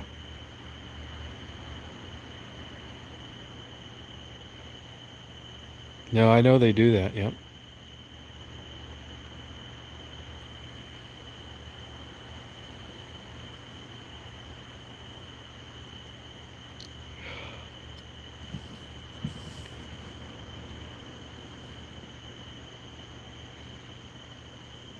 Yeah, that's all right. Oh, 100 miles? Oh, okay. I'll get up there, visit you. Party all night. Only reason I was asking about Athens, I know they got a Barnes and Noble there, and the Indian guy owns the BP near me. He owns another one down in Greensboro, and he was telling me there's a good Indian restaurant up there in Athens.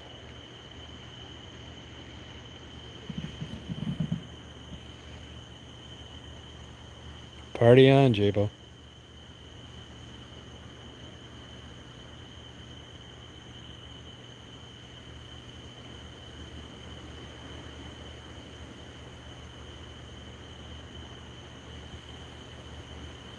Oh, thank you. Yeah, I'll come up there. You know, one nice thing I had that I didn't have in West Branch, and that is Daisy really likes my buddy.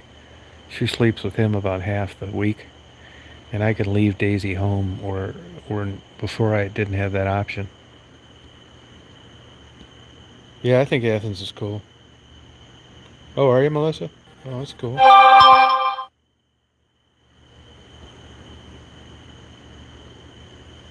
Oh, cool.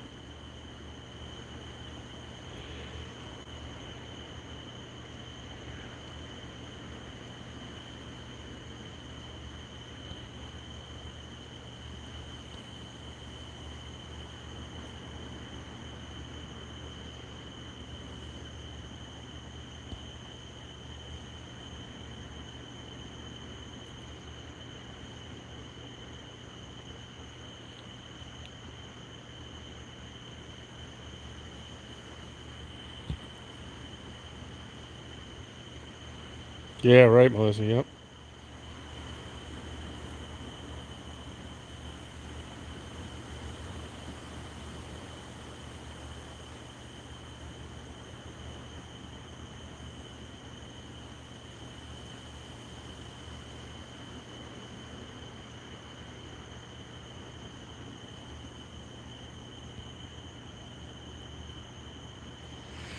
It's cooler here, though, down near the ocean, that's for sure. Still can't see any clouds. Stars.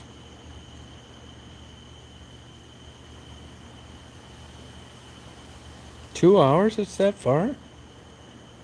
Oh.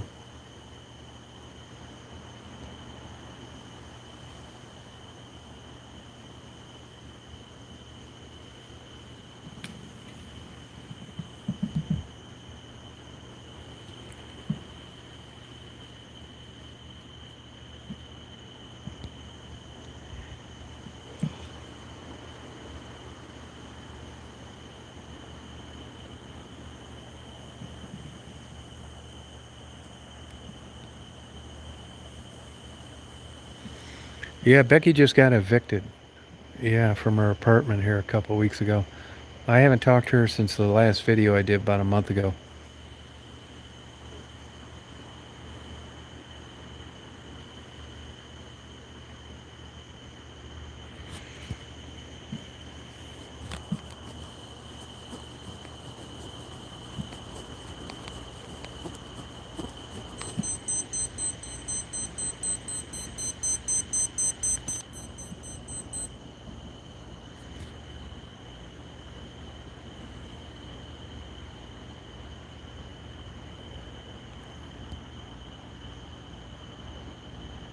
Yeah, it's huge.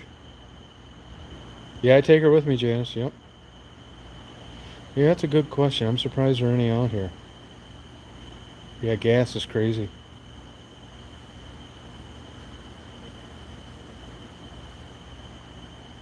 Oh, you like that, Mystique? Yeah, I'm in Hilton Head, yeah. Yep.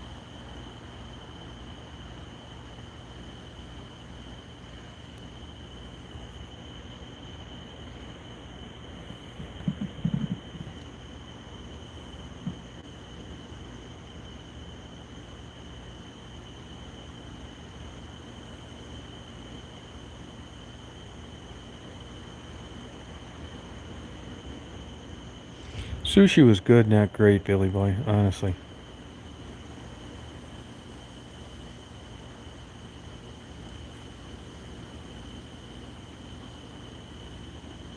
Yeah, no, not me. My buddy's got a lot of these Rolex. It's my cheap ass Casio.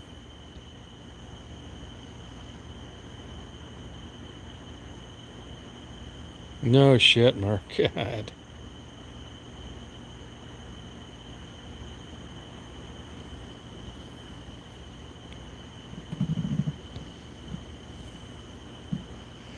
You know, I was driving around this damn F450 in Hilton Head today. It is not easy. Hey, John.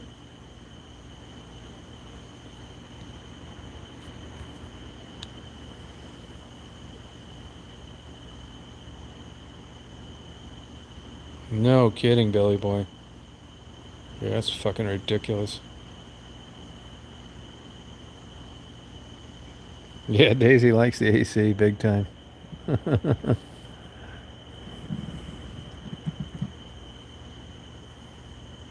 that crazy, Simka?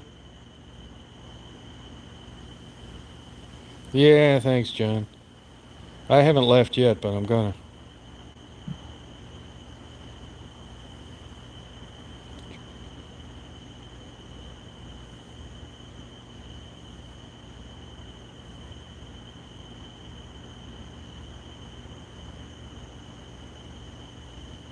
Yeah, I know. Believe me, I don't blame. You're right.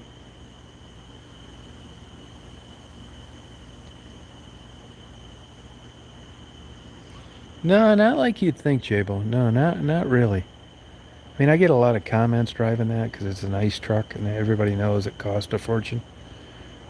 Usually it's like, wow, it's a nice truck and how's your gas mileage on that? It's like not too good. You know, it's funny on that truck. It's a dually, right? And pulling forward into places is not easy. And like tonight, backing out of the driveway, it was if I didn't have backup cameras, it'd be really easy to take out the mailbox across the street. I mean, it's not a vehicle designed for a place like Hilton Head. You know, my buddies can drive it better than I can. I'm pretty conservative on it. You know, I park out in the middle of nowhere and I'm well aware of those wide fenders on the back, so I'm never taking any chances.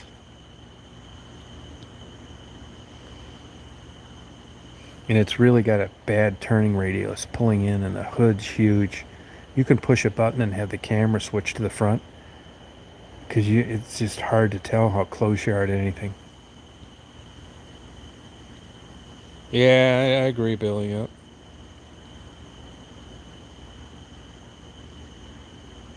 No, I know what you mean. New chapter, yeah.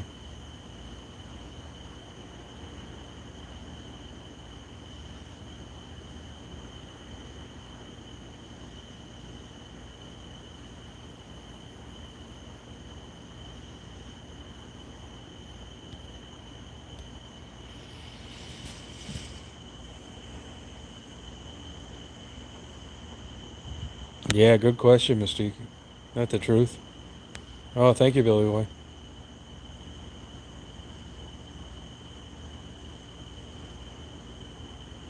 Yeah, you're right, Dave. Yep, wheels don't fit. Yep.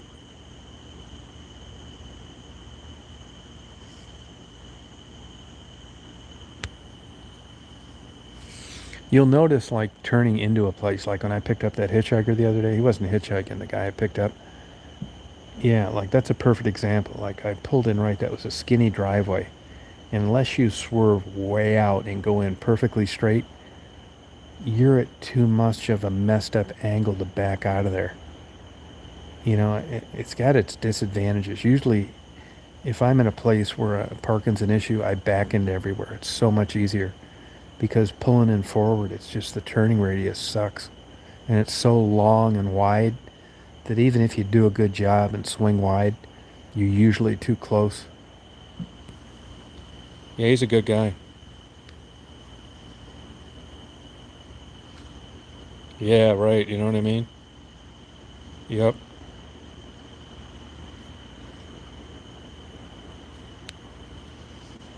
that's right.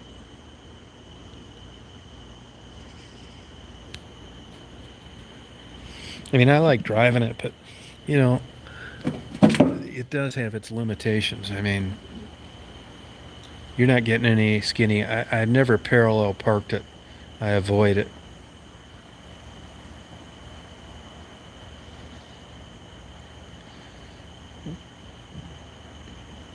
I mean, I'm always trying to get like the last spot on a block so I can just pull out.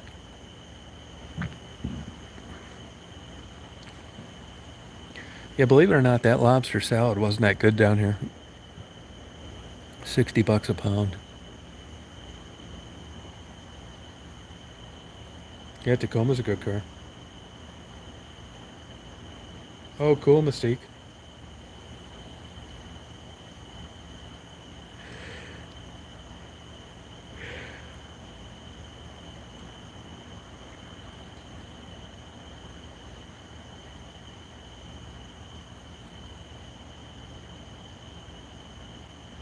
No, it's not mine, Kitty. No, it's not mine. It's my buddy's got a F-250 and a 450. Those trucks are 162 grand new. You believe that shit? 10 miles a gallon.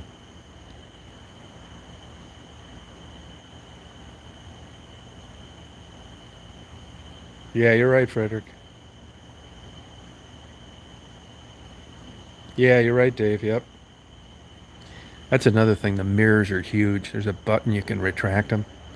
And like when you go in through a drive-through or something, you got to retract them or they'll bang the teller window.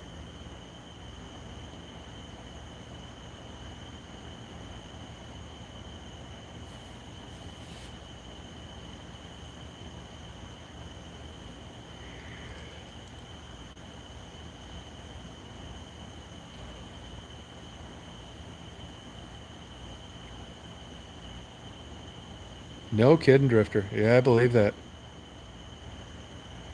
Yeah, look it up. It's a F450 Lariat. 162 grand new. And you can't even get one now. They're on back order. Isn't that crazy, Kitty? It's got every bell and whistle in the world. Bed liner, 4 seats, stitched leather, turbocharged.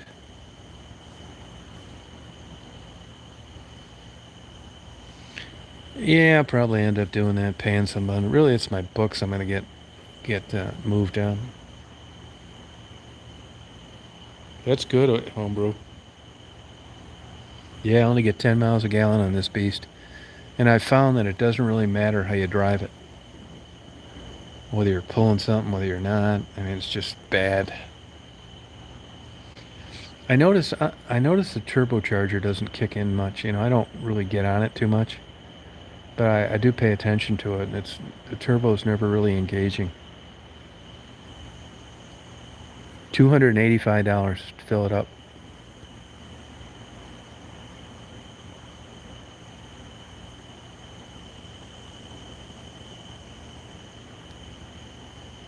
Yeah, you should be able to get that on eBay, Mystique.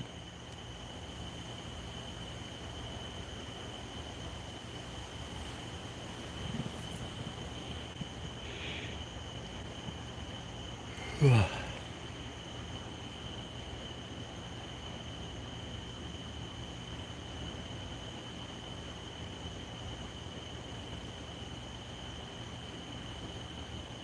yep.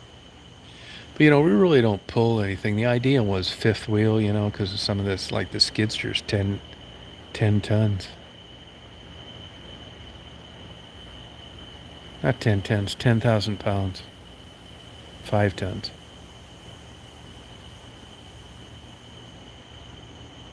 No, that's kind of how it is now. Actually, this one that I'm driving is used, and it was like 112,000 or something like that.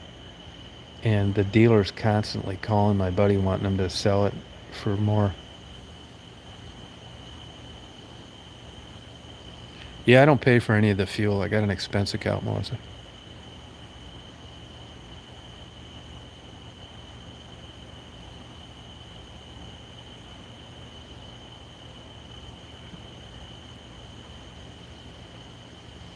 I can tell you the fuel bill last month. Now my buddy drives around a lot, right? But for like what I drive and he drives, the fuel bill last month was 3,800.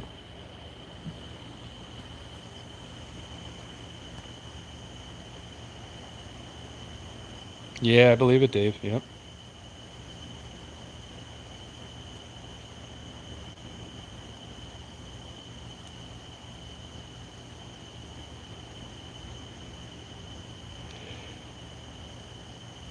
Oh, thank you, homebrew. I owe you one. Thank you. Thanks a lot. Yankee passport's true. Isn't that crazy, Melissa? Yeah. Yep. Yeah, Mystique. Yep. You can find them on eBay. Yeah, 3,800, Billy boy. That's how much the gas bill was. Fuel bill.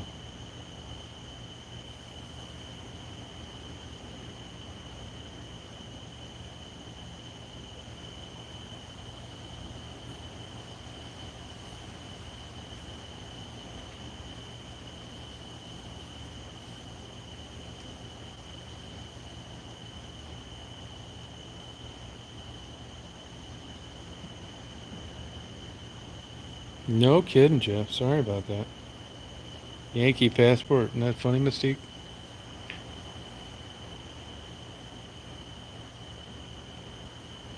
Oh my God. Yeah, I mean the world is crazy, man. I mean the expense, everything now, it's just nuts.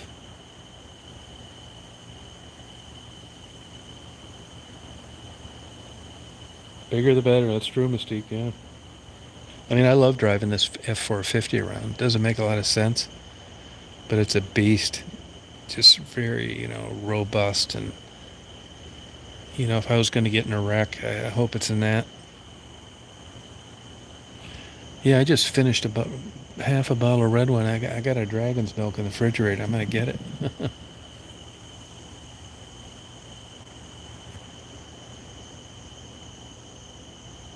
Yeah, Bible Belt. It's true.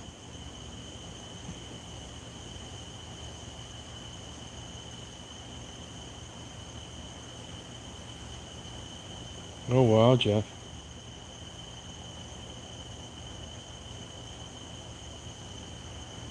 Oh cool. Yeah, thank you, Cher.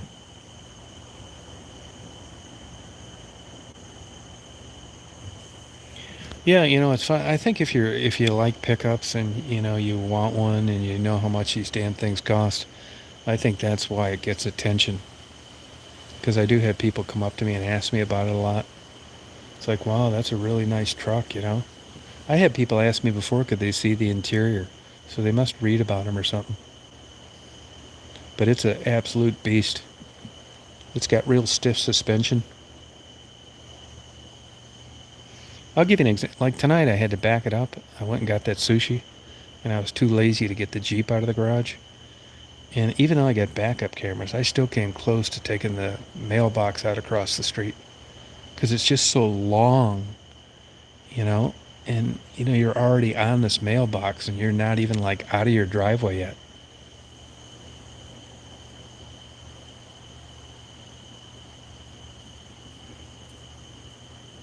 Yeah, I know, Mystique. Yep. Yeah, I do. I mean, I do like driving, and I think it is a male thing. You're right.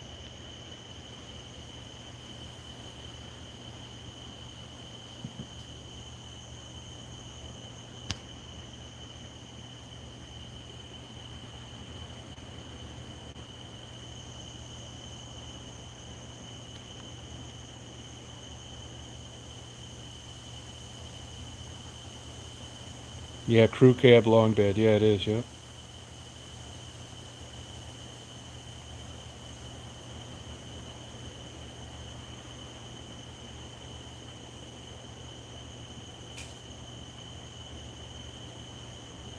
One thing I like like about here, and honestly, I've never been here before, and it was like this. Is this windy night? It's really great.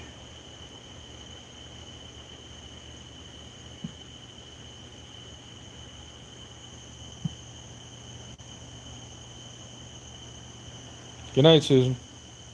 Thanks for coming on.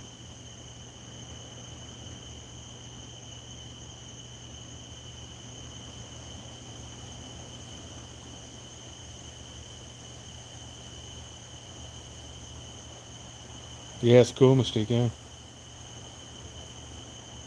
Oh, cool, homebrew.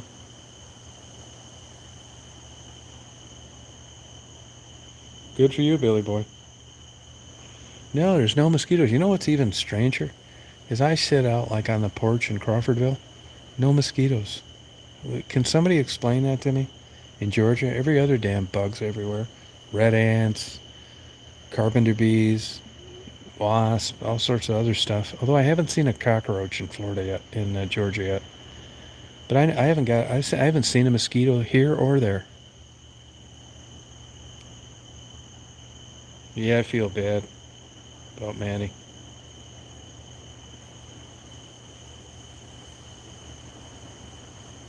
Yeah, big time salty for sure. Sure, yeah, it sure is. Yep. Now tomorrow, what I think I might do is I'd like to go check out where the seafood comes in. It's kind of interesting to me.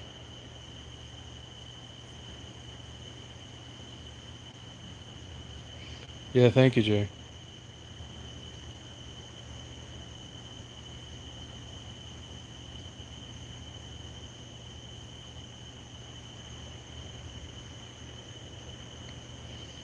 No, I haven't seen any out here. It's weird.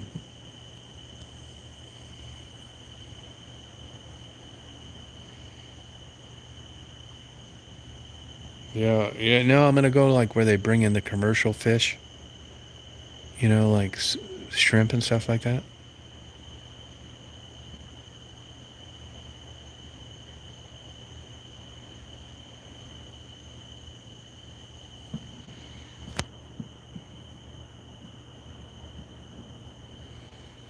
I've thought about buying a condo down in like a studio or a one-bedroom condo down in India Atlantic, just so I could like walk on the beach at night and stuff like that. I would really like that. Where there's stormy weather, that kind of thing. I can't wait till a hurricane comes through here. Oh, thank you, Mystique.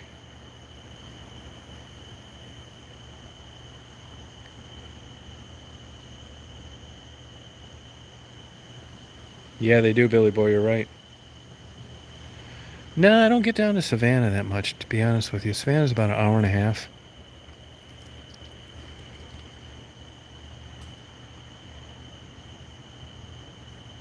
Now, the lady I buy shrimp from in Thompson, they go down there and get that shrimp from Brunswick.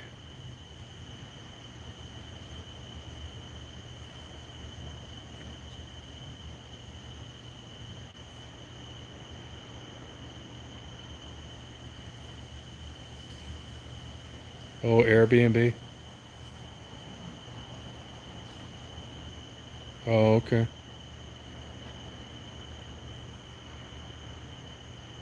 Yeah, yeah, you're right. Look at chicken wings. I remember when you couldn't give chicken wings away. Now they're $2 a piece in some places.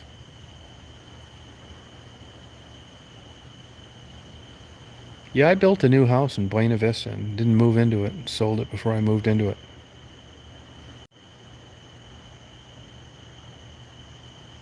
Oh, is it, Simca? Yeah, I really like shrimp. Yep.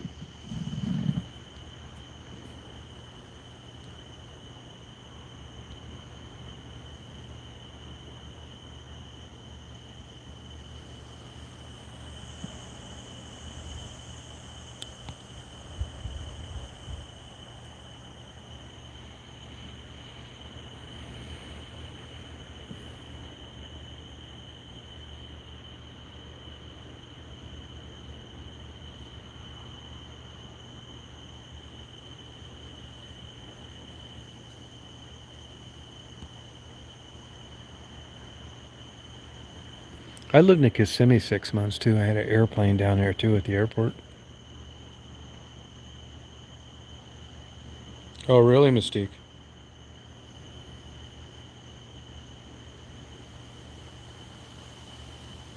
Yeah, you're right, Simka. Good night, home Bruce. Thank you. Appreciate it. Thanks a lot. Yeah, we'll figure it out.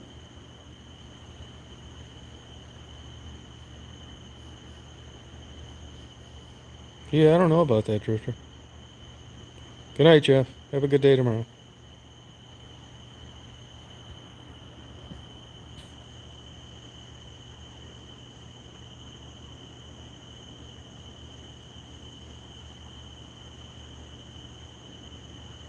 Where do you go to the beach, Melissa? You go down to Indy Atlantic or Melbourne?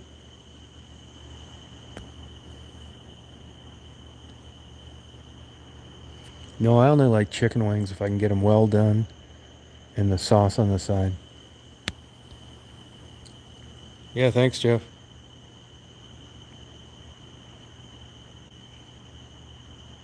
Oh, Merritt Island. Okay.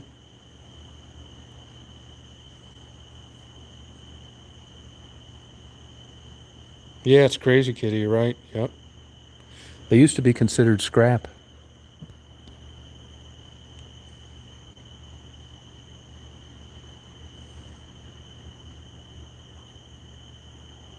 Yeah, it's true, Billy. Yep.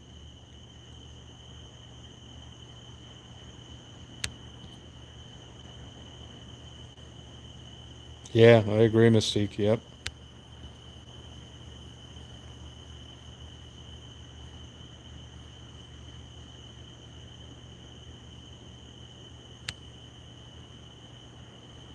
Yeah, it's true, Frisky.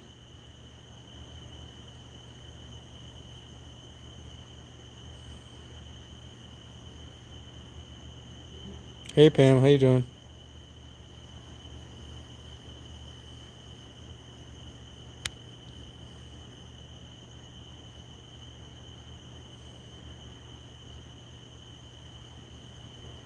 Yeah, okay, Kitty.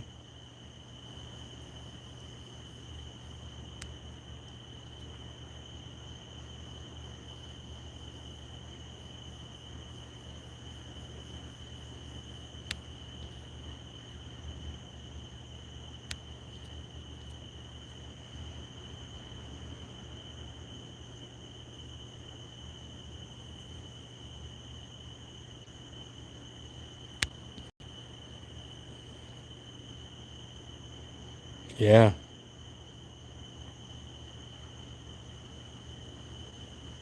Oh, cool, Melissa.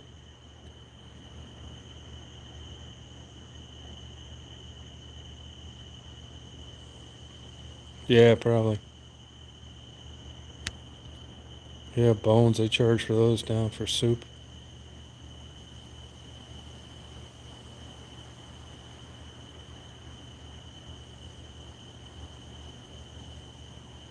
Oh, yeah, she's got a lot of dog friends. Sure does. Oh, Cocoa Beach. Okay. You go over to Ron John's?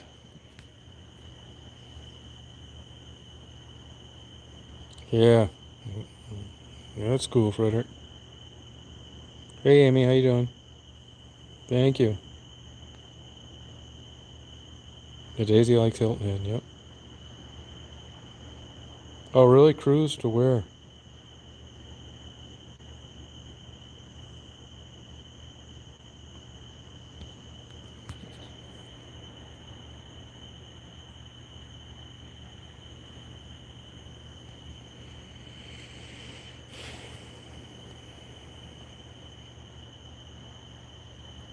No, I don't really swim too much, Cynthia.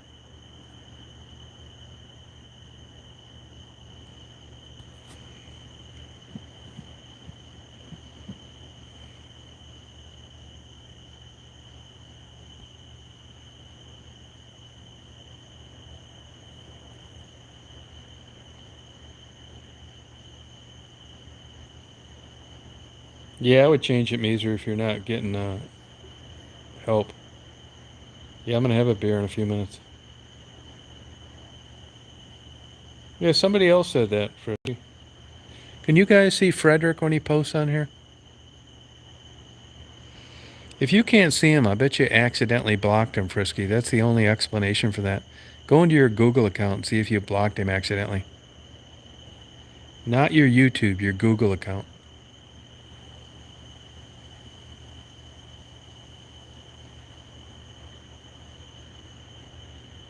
Oh, okay.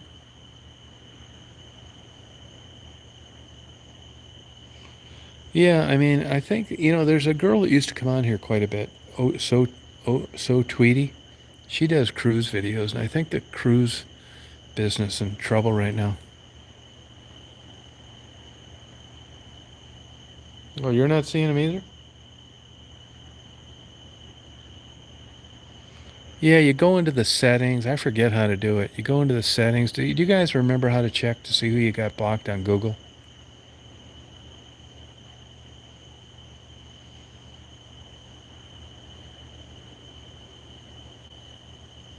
No, do it, kitty.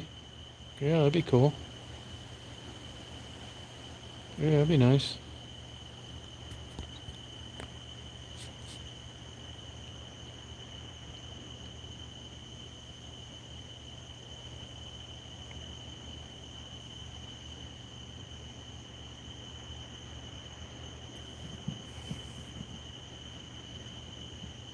Yeah, there you go, Billy boy.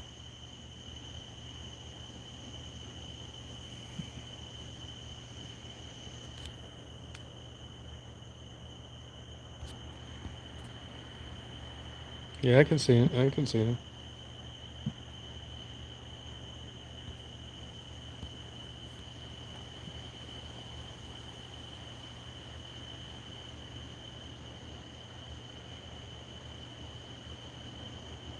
Yeah, that's what I thought, Mystique. Yeah.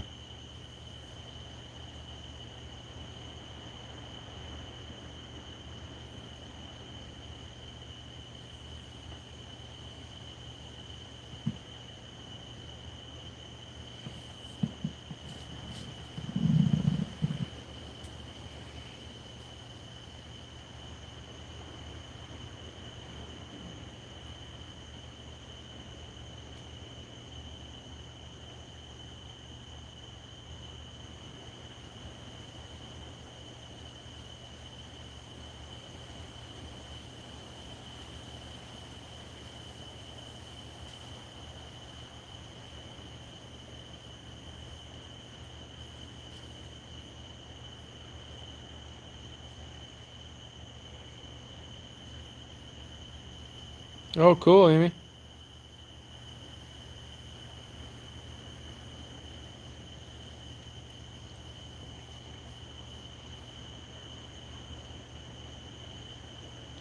Good for you, Amy.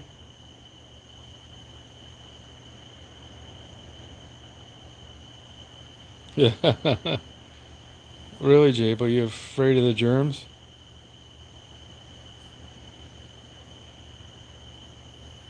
Yeah, that's what I say, Billy boy. Yeah, it enhances it.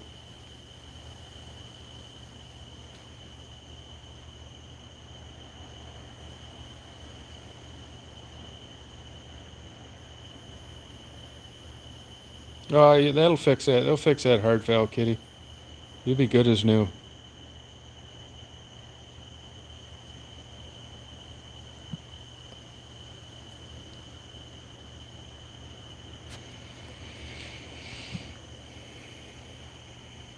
Yeah, not bad, Basil. Not like it was in Crawfordville. I mean, it's comfortable out here. I don't know what the humidity is. You can tell it's humid, but not like crazy. Yeah, I don't blame you, Jabo. Just a giant floating petri dish.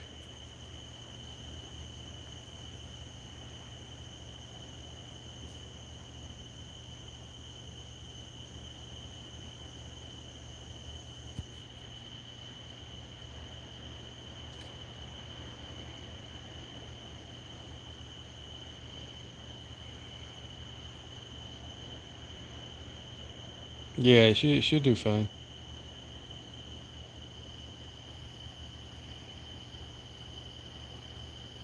Good night, Simka. Yeah, thank you. It's fun. Thanks a lot. Yeah, got some crickets out here, you know. Well, I think I'm going to go to bed myself, you guys. My friends are early risers. I'm not. But in the morning, they bang around and stuff. And what happens is I stay up late, they get up early, and then I have like shitty sleep for the last 2 or 3 hours because I hear them banging around. Okay, Billy Boy? Thank you. You have a good night, Jabo. Amy, Dave, Frisky. Good night, Kitty. You'll be fine with that heart valve.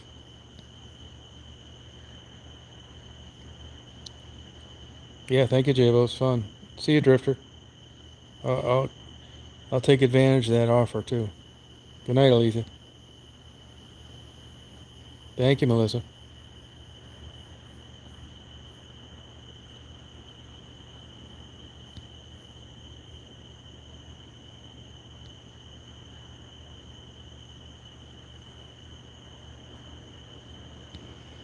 Anybody else out there I missed?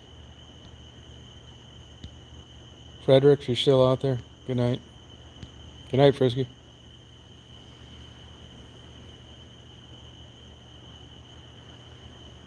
Good night, Mystique. Yeah, no, I think a cruise would be a good trip for you, Mystique. I'll tell you, a good cruise is Alaska, if you've never been up there.